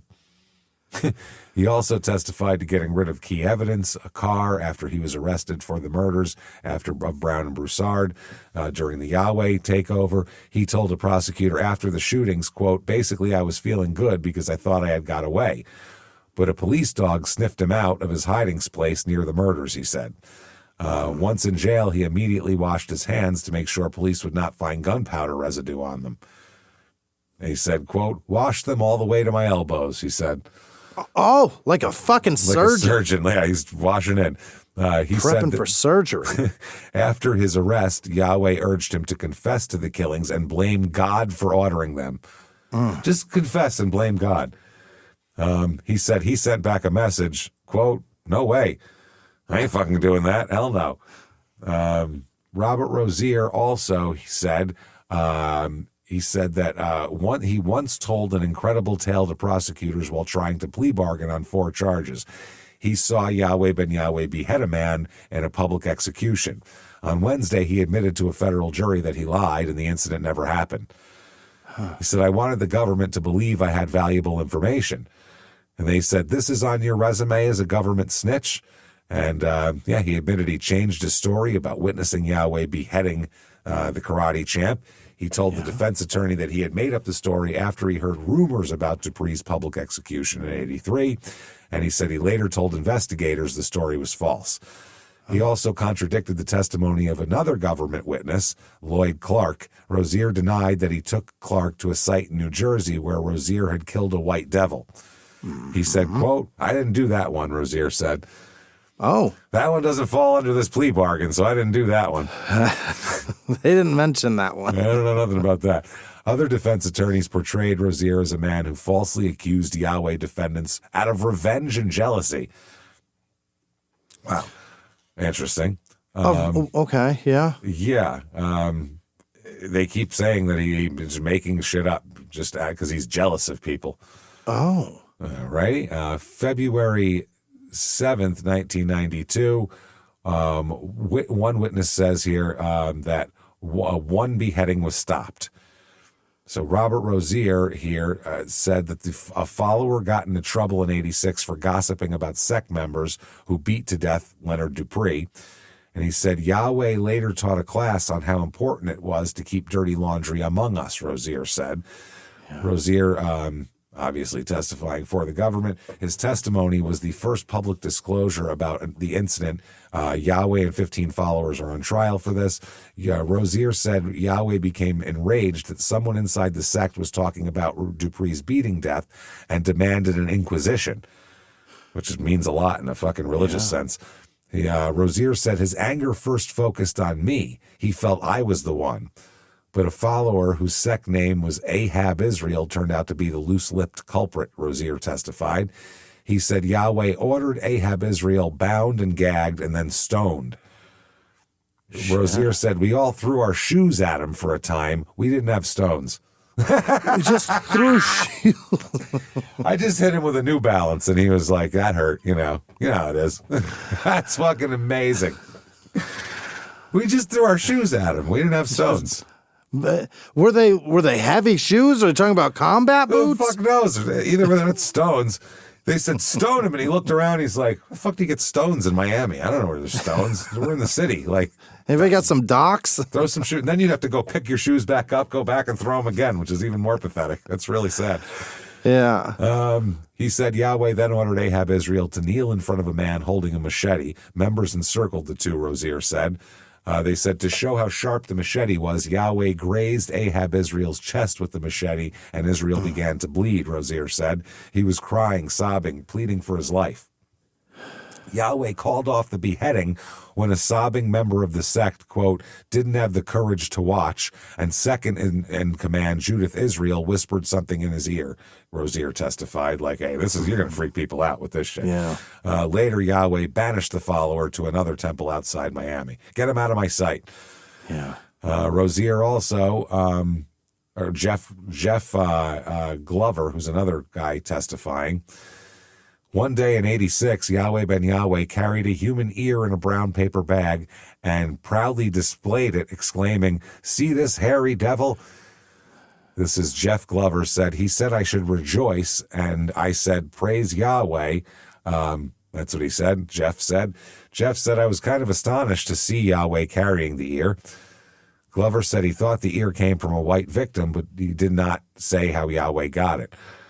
Okay, because this is part of they need people to witness that he liked to carry body parts and shit like that.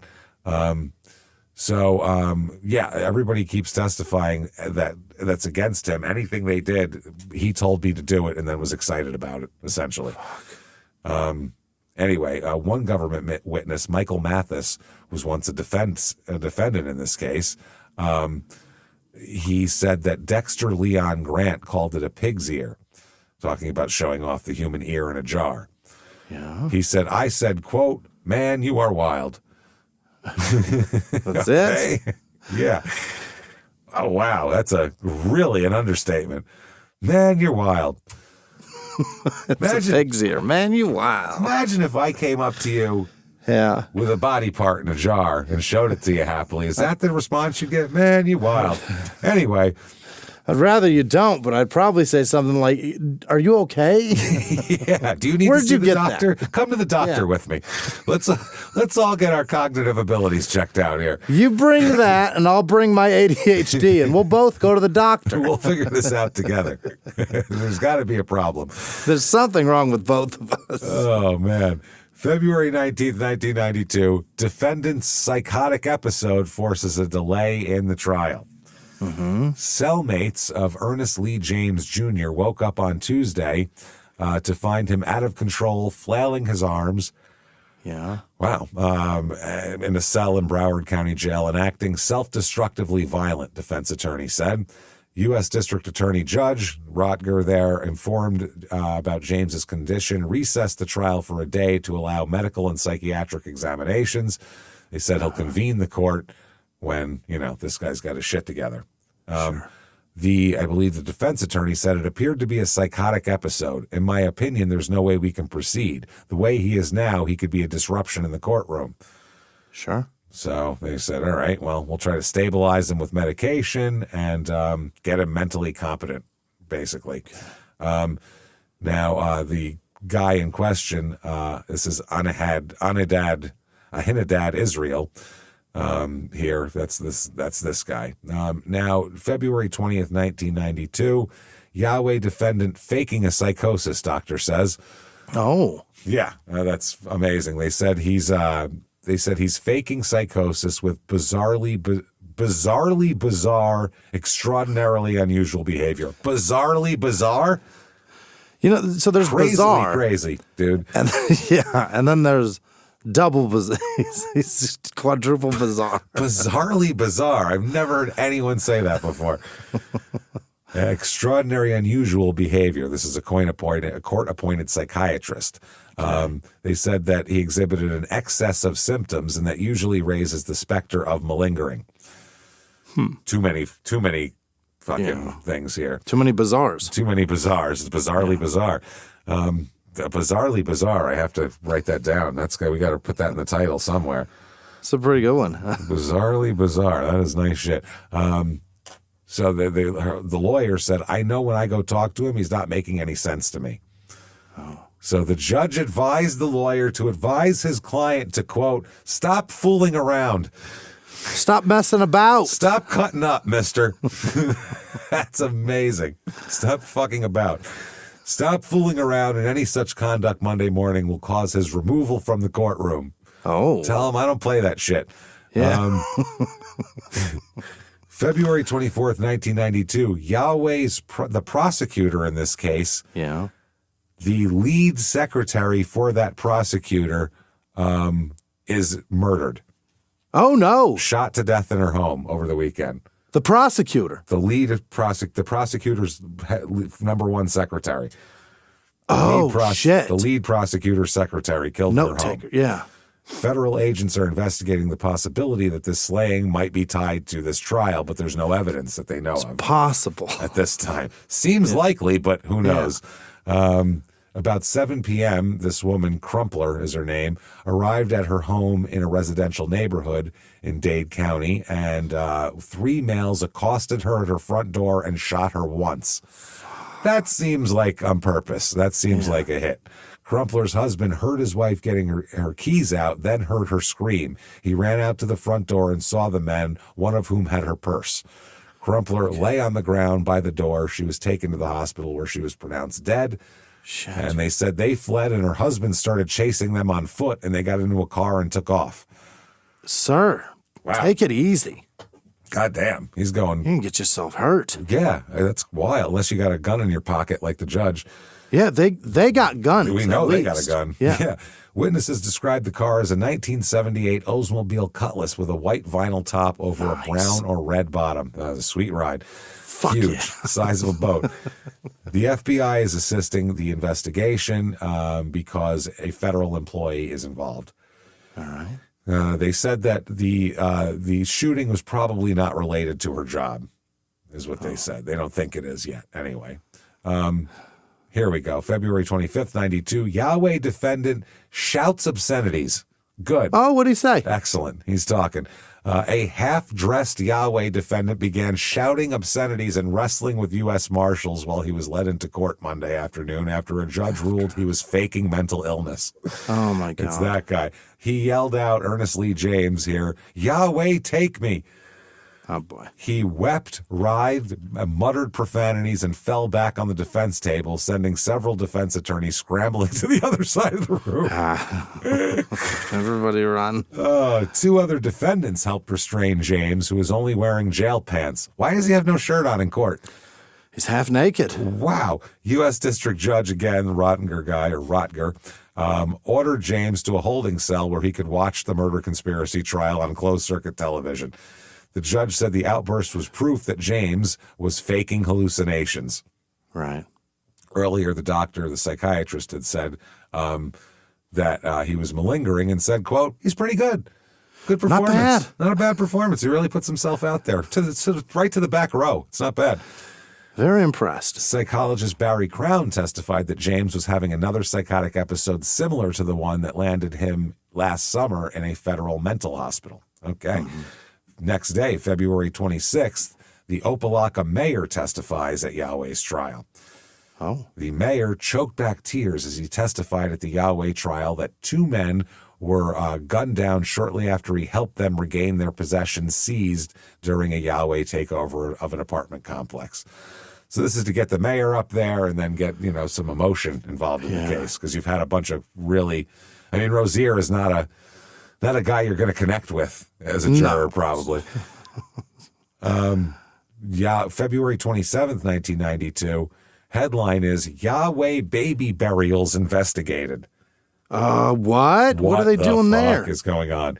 Yahweh's sect was so reluctant to deal with the outside society that it delivered members' babies at its temple of love and buried those who died at birth or later on the premises or in Opelika. 4 members have told police. Among the tiny fatalities, the grandniece of the religious leader, Yahweh's nephew, Anthony Solomon, buried some of the children without ceremony in the vicinity of the temple. Solomon's mother, Jean, told the FBI in 1987. Other bodies were taken to isolated areas in Opelika, and she and another witness claims. Yahweh's defense attorney, who's defending the sect leader on these federal charges, declined to comment on that. Sure. Wow. They said the FBI and Metro-Dade police have known about the baby burial allegations since 1986 when 2 former sect members talked about the infants' deaths.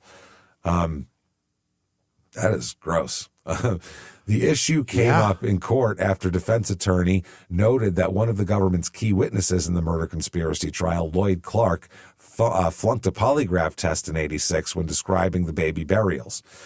Mancini, the defense attorney, suggested he may use the polygraph result to discredit Clark. I doubt they're going to let that into court. Yeah, If it's not, you can't use those. Prosecutor Richard Scruggs said in court Wednesday that the baby burials are part of a continuing investigation into the Yahweh sect, but it is not centered on it because they're not part of the 1990 murder conspiracy. They said that's another matter for another day, because burying bodies without a permit is a misdemeanor. So that's a misdemeanor? Yeah, it's a misdemeanor, unless you killed them, obviously. But if they just died, and you yeah, buried them, that's just murder. Yeah, disposal of a corpse. Yeah, but if a body's, it might be more now. I mean, they've really made the laws. Yeah, if your grandma dies and you take her, I guess if you call the cops and they take her, you can't get her back, right? Just to bury her in the yard. Well, if she dies, then they'll take her and it's like natural causes. They'll take her to a funeral home, and then you do whatever you want with them. After that, you can just. I mean, you just got to have a permit? If it's zoned. Most residential neighborhoods aren't zoned for corpse burial. Yeah. So that's the part of it. But if you live like in a rural area and you have if you're Reed Drummond, the stupid fucking pioneer woman, and you have a goddamn cowboy graveyard in your fucking yard. Yeah. If you're allowed to bury him there if you want. How crazy is that? That bitch just buries old employees, cowboys. not even. Wow. Just a dead cowboy. There he is. Throw him in there with the spurs. Man, they said the prosecutor does say he believes the stories, and he says as soon as temple property reverts back to the original owners, the government will be there digging. That's what it is here.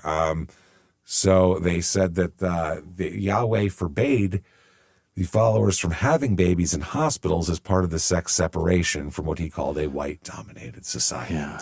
Clark had told the FBI in '86 that one baby strangled on his umbilical cord and another was stillborn. He said it was common knowledge that one baby was buried in a field next to the temple.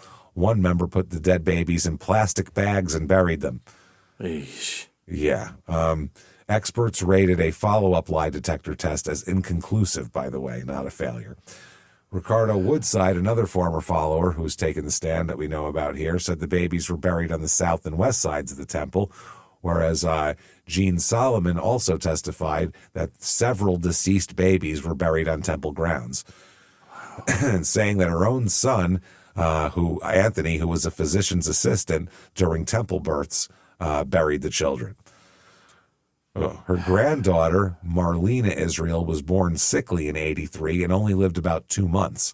Marlena's father, Lawrence Lee, told Metro Police in '90 that his daughter was buried at a secret spot in Opelika in a secret burial. Lee said he drove 2 followers to dispose of the body of a small child near Opelika Lake in '83. Okay, now, Yahweh Ben Yahweh here, apparently he's going to take the stand. Really? And his defense will be he found out about the murders only because he was a confessor to his followers and heard about their sins. Not only did he not instruct about it, he didn't even know what happened until they came to him to confess sins. You know. Oh. Yeah. He blames the '86 firebombing of a Delray Beach neighborhood on a renegade group within his sect led by a man he calls a serial killer. Renegades. Not me.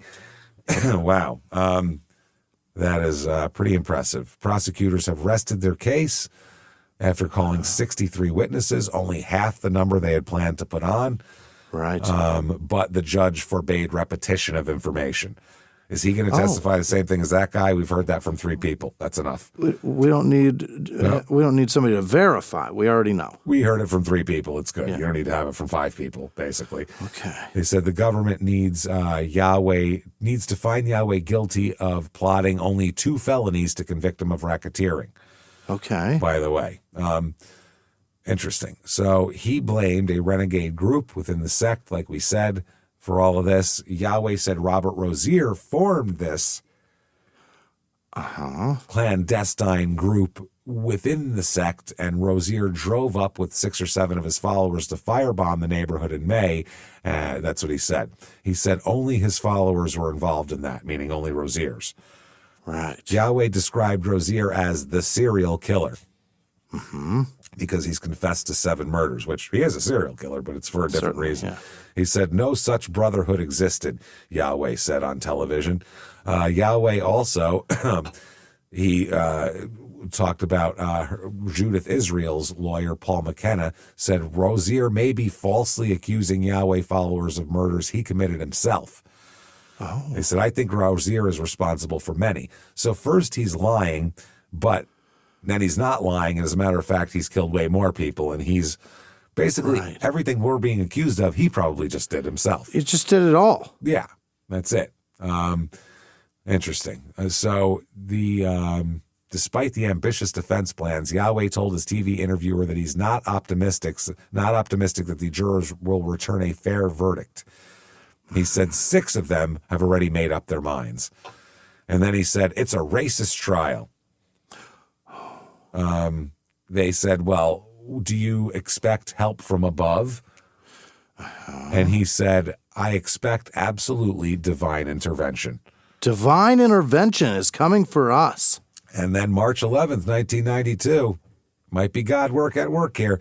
Yeah. In a move that startled defense lawyers as well as prosecutors, the judge here threw out a third of the government's case against Yahweh, saying prosecutors had not proved he extorted tenants during the 86 takeover of the Opelika apartment complex. Really? The defense attorneys successfully argued that prosecutors had shown that 2 tenants were murdered during the tumultuous takeover, but not that Yahweh had committed extortion by threatening residents with forcible removal if they didn't leave their apartments. And he said, Judge, murder is not extortion. Imagine if your argument is, I killed people, I didn't extort them. I mean, come on. I would never. Scumbag. Yeah. Yeah. Wow. The judge dismissed the prosecutor's arguments that another federal judge in a civil case found the sect had waged its campaign of terror and extortion. The defense attorney says, he never ceases to amaze me. He's a really surprising judge. You never know what he's going to do. What a guy. Interesting. So that's what goes on here. Yahweh intervened in count 3, and Yahweh will intervene in counts 1 and 2. Yahweh said, quote, praise Yahweh.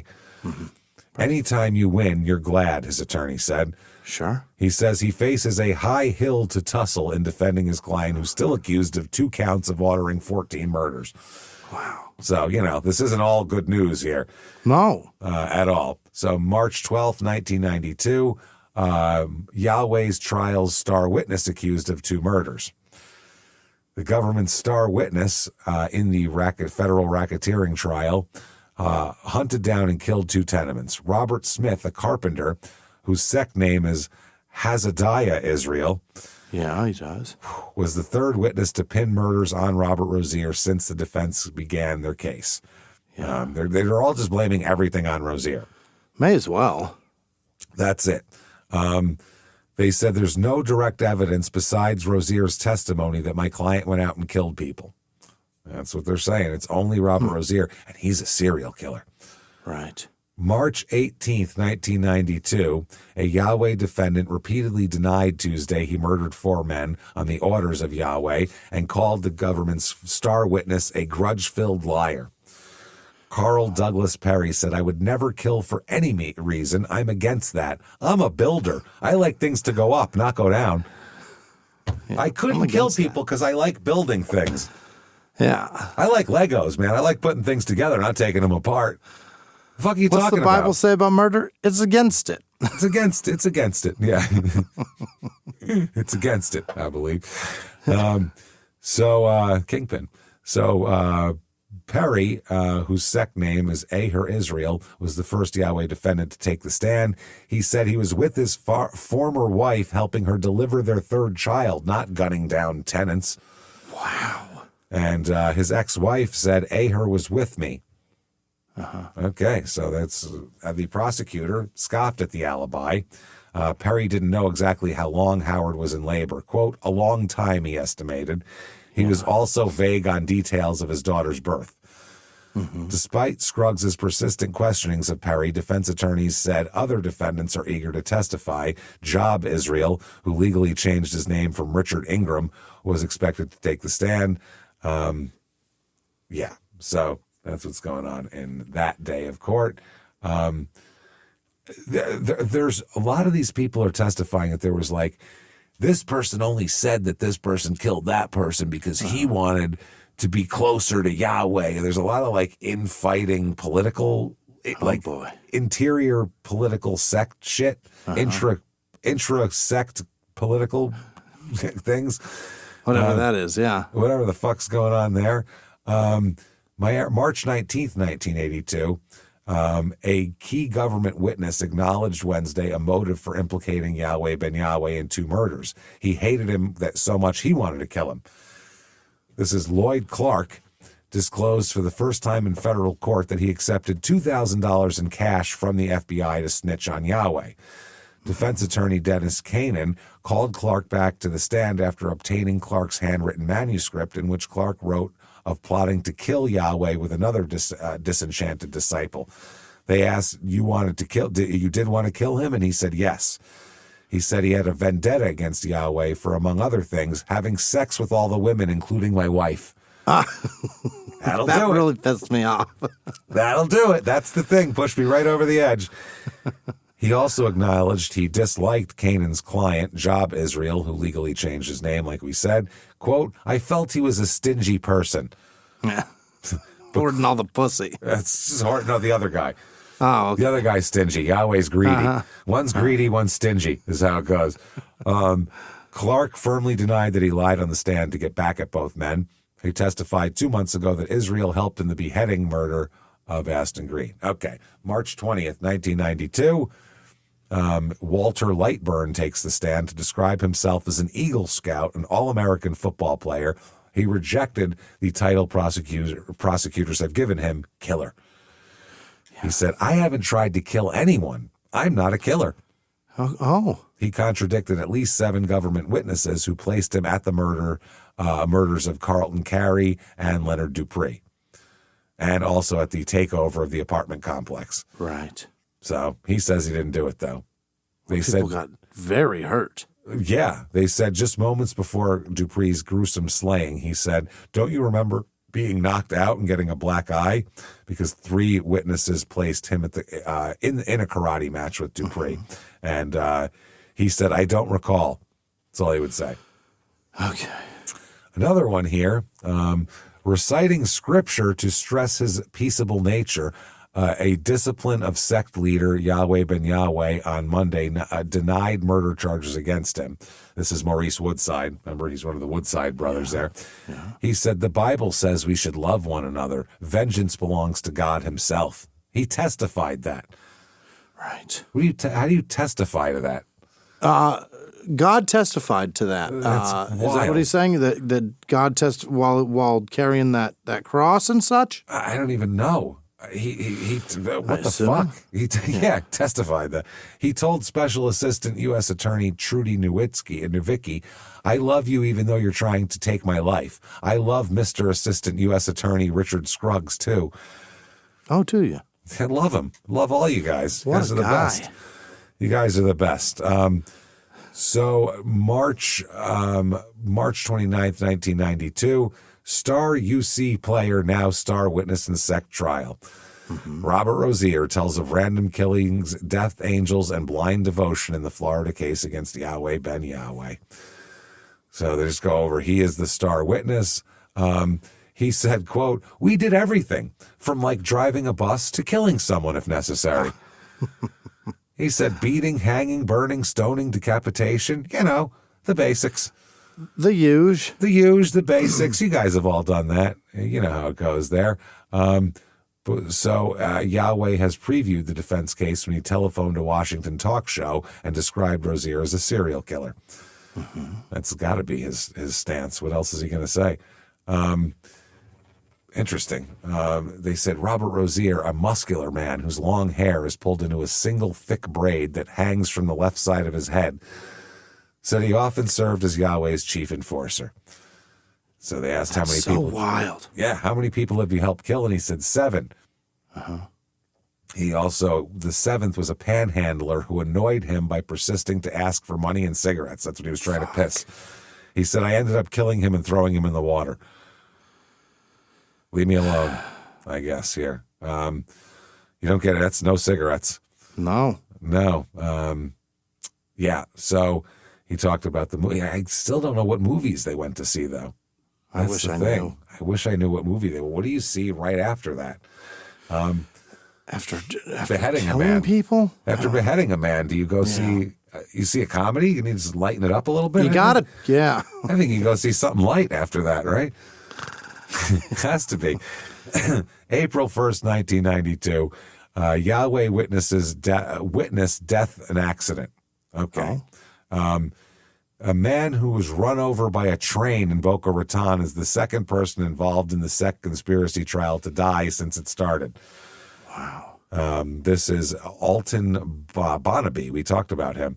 A prosecution witness. The investigator said the death appears to be accidental.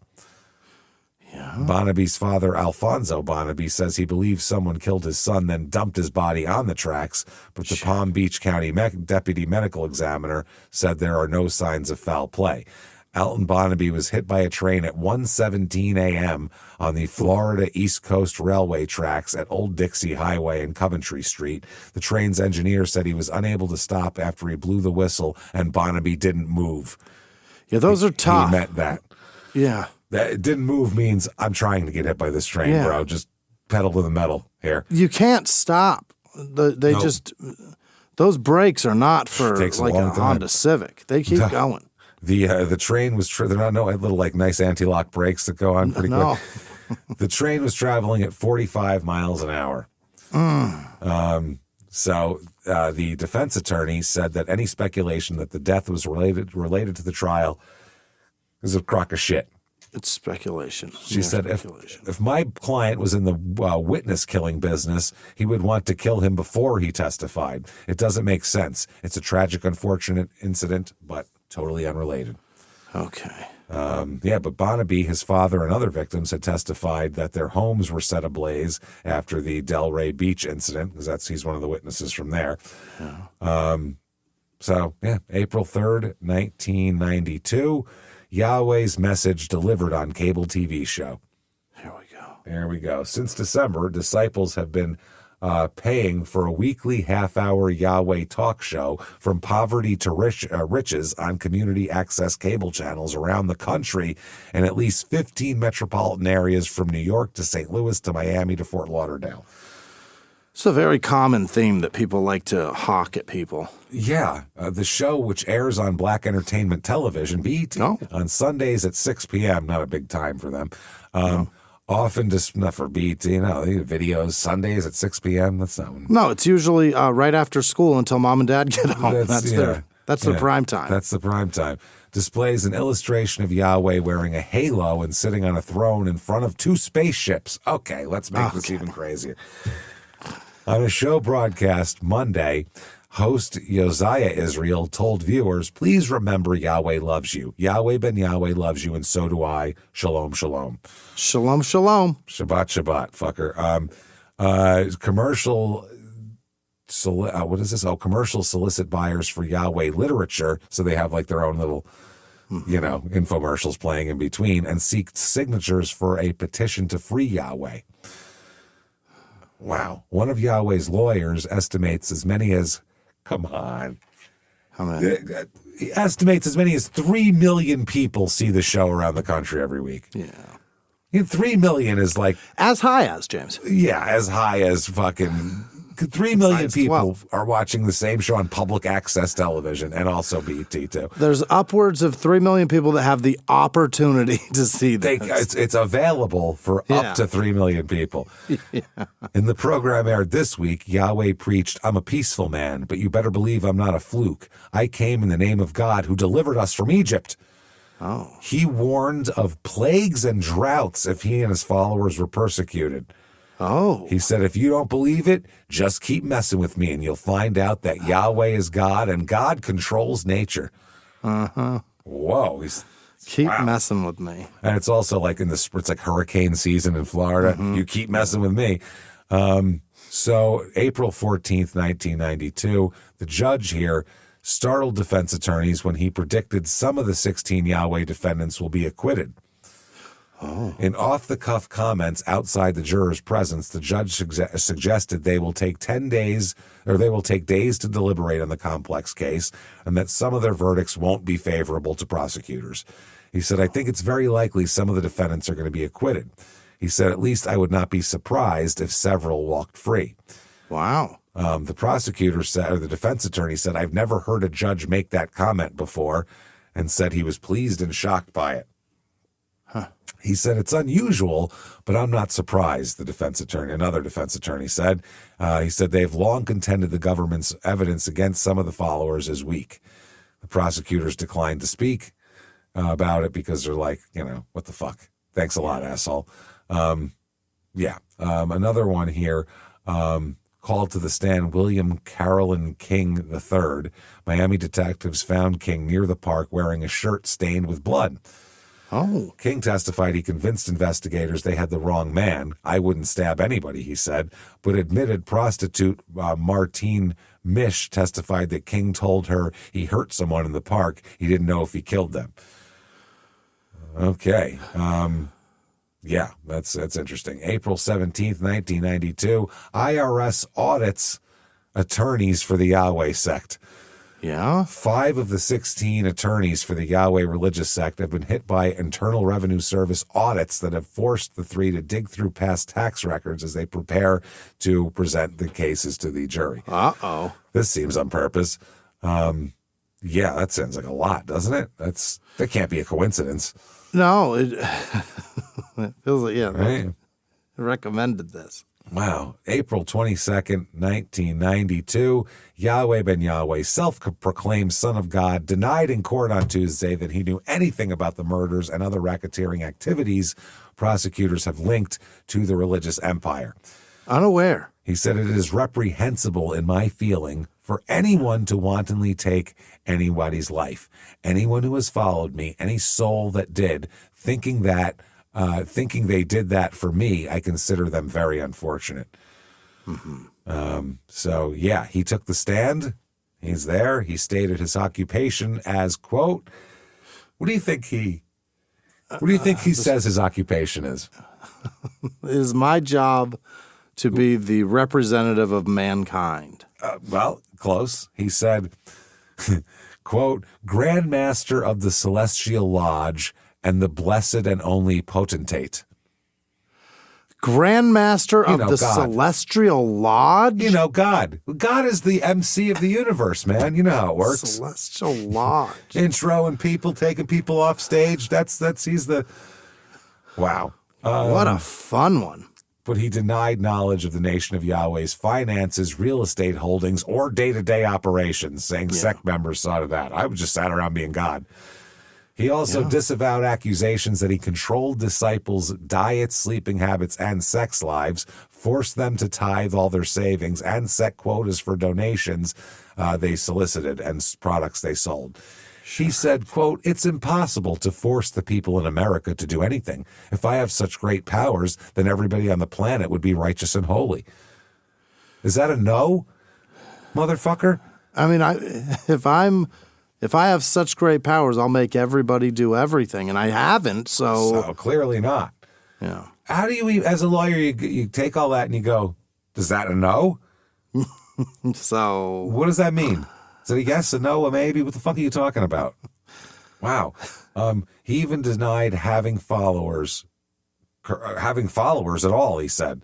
Wow. Correcting the prosecutor by calling them people who come to class or full-time workers. They're not even his followers anymore. No, they're employees. Wow. In cross-examination, Yahweh acknowledged asking members whether they would die and kill for God.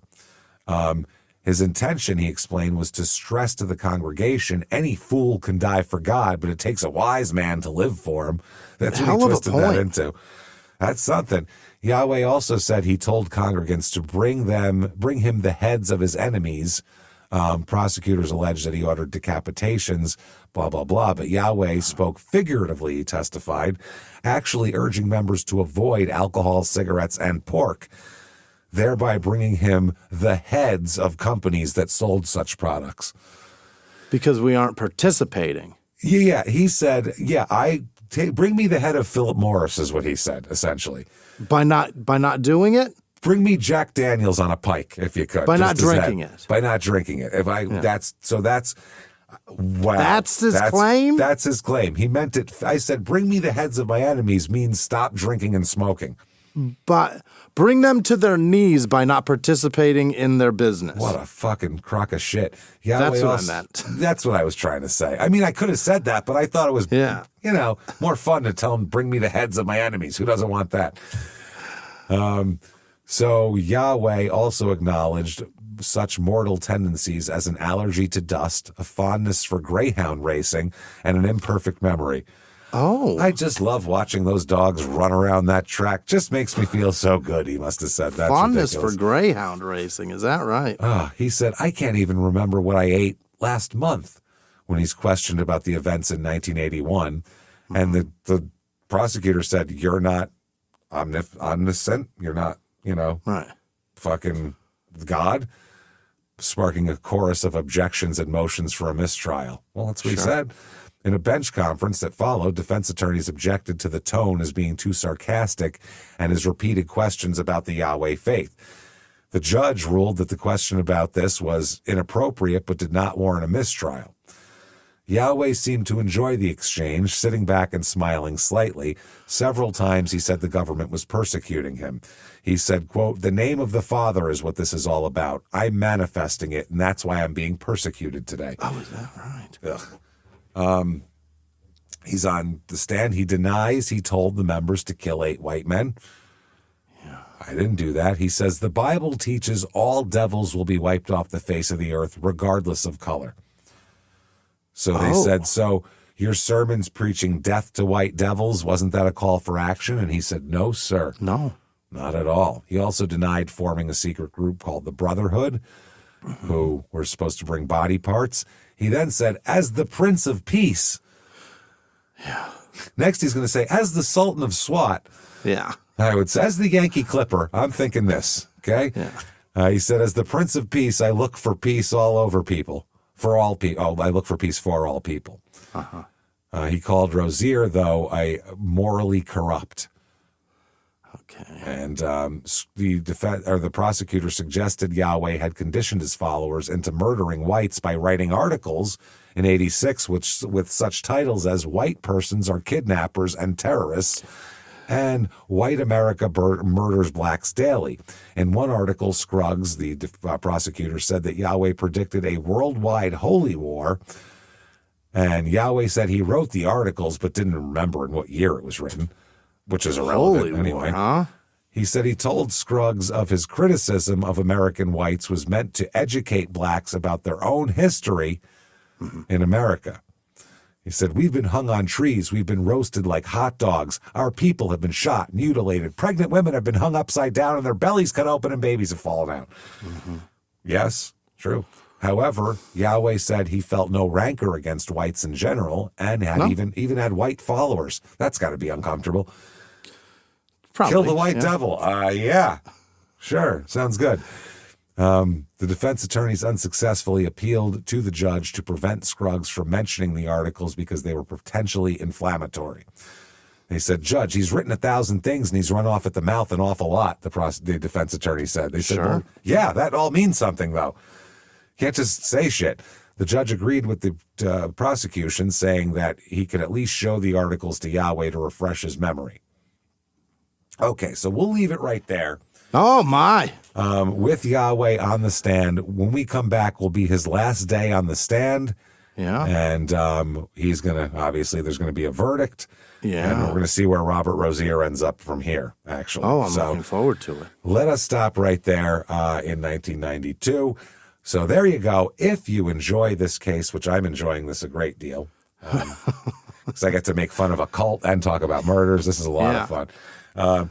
So if you like this, tell the world about it. Get on whatever app you're listening on and give us 5 stars. It really does help a lot. Also, check out our other podcasts, which also help us. Your Stupid Opinions, which is just fucking hilarious. If you want to laugh, and just laugh with nothing else involved, nothing dark, anything. That's the show. And then Small Town Murder, which is hilarious and dark and creepy. And you can even watch it on Netflix if you want. Right. So check all that shit out and hang out with us. See what our faces look like. Fuck. Yeah.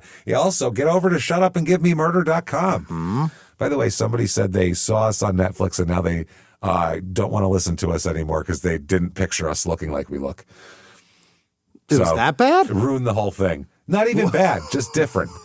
Not the faces I pictured, so I can't listen anymore. Okay? I've heard people say Weird. that our appearances look flip-flopped based on voices, but I've never heard I can't do it anymore. That's so strange. Just not what I expected, so I can't listen because it doesn't matter. All right. Sounds good. So anyway, that's very funny. It's very funny. I laughed my ass off at that one. Shutupandgivememurder.com. By the way, thank you to everybody for all your birthday wishes. Thank you so much. Unbelievable. You guys were so nice to me on my birthday. I really, really fucking appreciate it. Thank you so much. You guys are cool as shit. They really go out of their way. So shutupandgivememurder.com. That's where you get all of, the merchandise, too. There's tons of merch out there to get.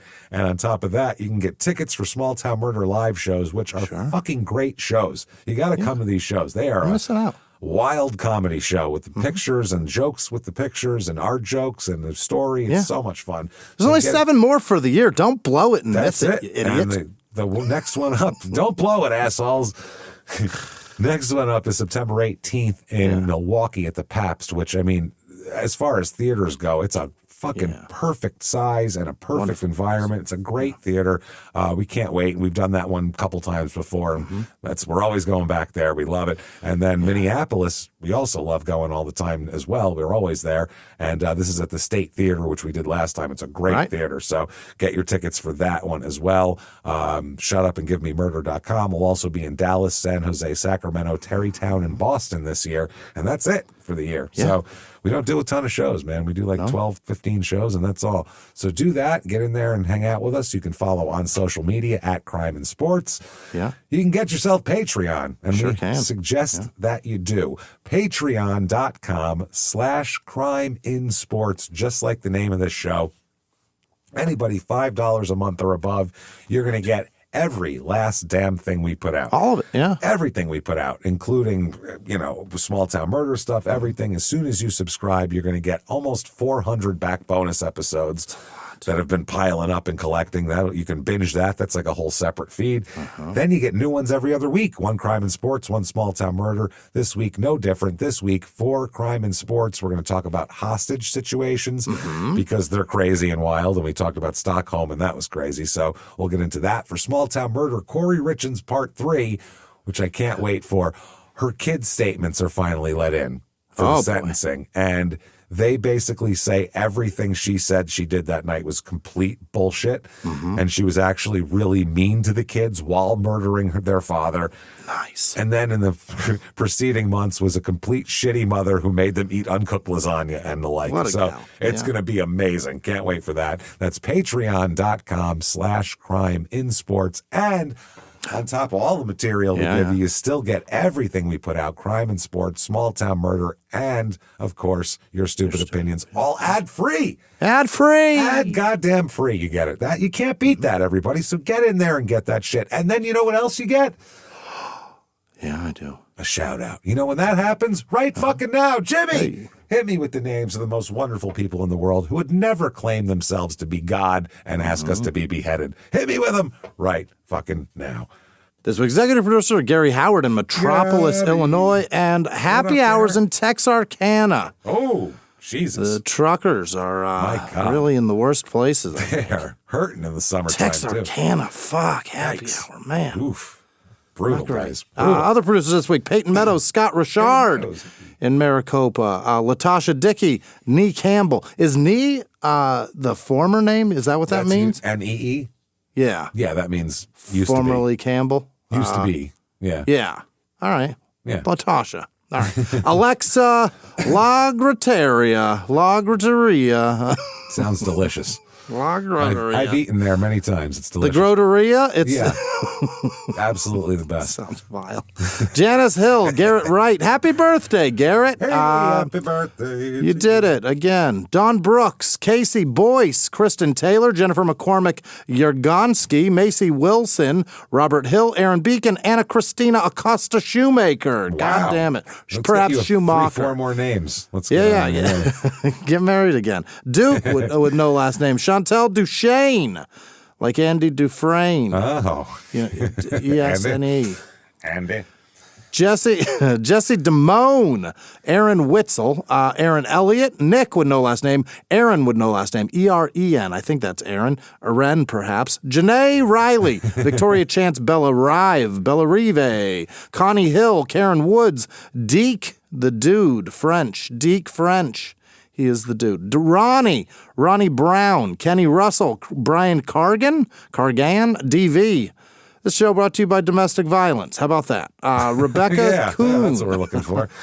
Bobby Joe Lewis, Sean Fried, Lorraine, probably. Singleton, Karen with no last name. C-R-Y-N, A-R-Y-N. Yep. Ginger Juniper, Tina Manley, Sylvie Hush, Dave Bateman, Jennifer Williams, Katie Franceschi, Brody with no last name, Victoria Ibrahimi, Charles, Jaime, it's Hemi. All right, Cozy Faber, Sincere, it's probably Sincere. Oh, it's Sincere, a slinger. Ass slinger. Oh. It's not ass slinger. Sincere ass slinger? What's going on? Okay. Wesley Brewer, Scott and Michelle Shreve, Pamela Pettit, Gretchen Beechler, Chasta the MILF. Chasta, James. C-H-A-S-T-A. The MILF. Chasta. That's Chasta. Kristen Davis. Confident. Not that one, probably. Wait. Maybe. No, it's with an E. Yeah, we know Kristen Davis. We know That's why we asked. Yeah. That's why I said it like that. Rachel Wright, Serenity Anderson, Amanda Curtis, Laura Hanby, Pumpkin Terry, Gabrielle Caviello, Cardin, Carrie Rogers. What is Cardin? Pascal Craner, Lee Weisinger, Kayla Chimero, what? Ronica Bompus, this is fucked. Michael Dorsey, Acid Base 32, Ryan Lundy. These are the worst this week. These are so hard. Natalie Rice, Nope with no last name. The Dixon family, Tamora Delisser. All right, Robert Hayes, Gail with no last name. Sure. I read a word and look at it. Then we go. All right. Then I start counting letters. Yeah. Kevin Ryan, Natasha Dan, Jen Johnson, Jess Norton, William Sutton, Noya G, Kit Kat Smile, Ashley with no last name, Do or Do Not, There Is No Try, Angela with no last name, B. Dory, Marcile, Mersa would, Mersa 2802, gross. Why would you do that? That's not good. Jamie with no last name, D. Prime, Charlotte Lyman, Missy with no last name, Brooklyn Cole, Katie De Los Santos, Leanne Scalia. All right, Italic Macaroon, Dakota Firehirm, Mad Cat Townhouse, Molly Johns, Jesse with no last name, Kel Made It, Shane Bowman, Diane Jones, Matthew Wells, Kate Smiley, Crystal Arce, Shay W, Alex Rude, Erica Turini, Matthew Garrett, Justina Dawkins, Jasmine Scott, Kendall with no last name, Dina Highland, Misty with no last name, Robert Charvat, Louise Tate, Matt Montalvo, Brooke Belcher, Christy Adams, Kelly Chris, Willow Holkin, Sav, probably short serve for Savannah, with no last name, Johnny Boy, The Almond Boy, Stacy Hall, Q Cat, Rel Raw Uncut, Good for you, Rel. Scott Bluebaugh. Shelley with no last name. Kayla Redinger. Samuel Penner. Ashley with no last name. Jamie Lynn McMullen. Sam Summerlin. Jennifer with no last name. Savannah Bacon. Aaron Bars. Petra Slaughter. Vicky Narusowitz. Jackie Elaine. Ortega. Kristen Houston. Or Huston. Or Huston. Mia with no last name. Chloe Kane. D and J. DJ with no last name. Heather, what is this? Vogel, White and Nerdy. Fildo with no last name. He's just a Fildo. And all of our patrons. You guys are the best. Thank you so much, everybody. You fantastic fuckers. You did it again, and we appreciate the hell out of you. Thanks for always hanging with us. Thanks for all your support and your time, your money, your effort, and every other goddamn thing you put into us. Thank you, thank you, thank you. Keep coming back and hanging out with us. If you would like to find us out there in the wild on social media or whatever, shutupandgivememurder.com is the place to find all that shit. So get in there, come back and find us, and live from the Crime and Sports Studios, we'll see you next week. Bye.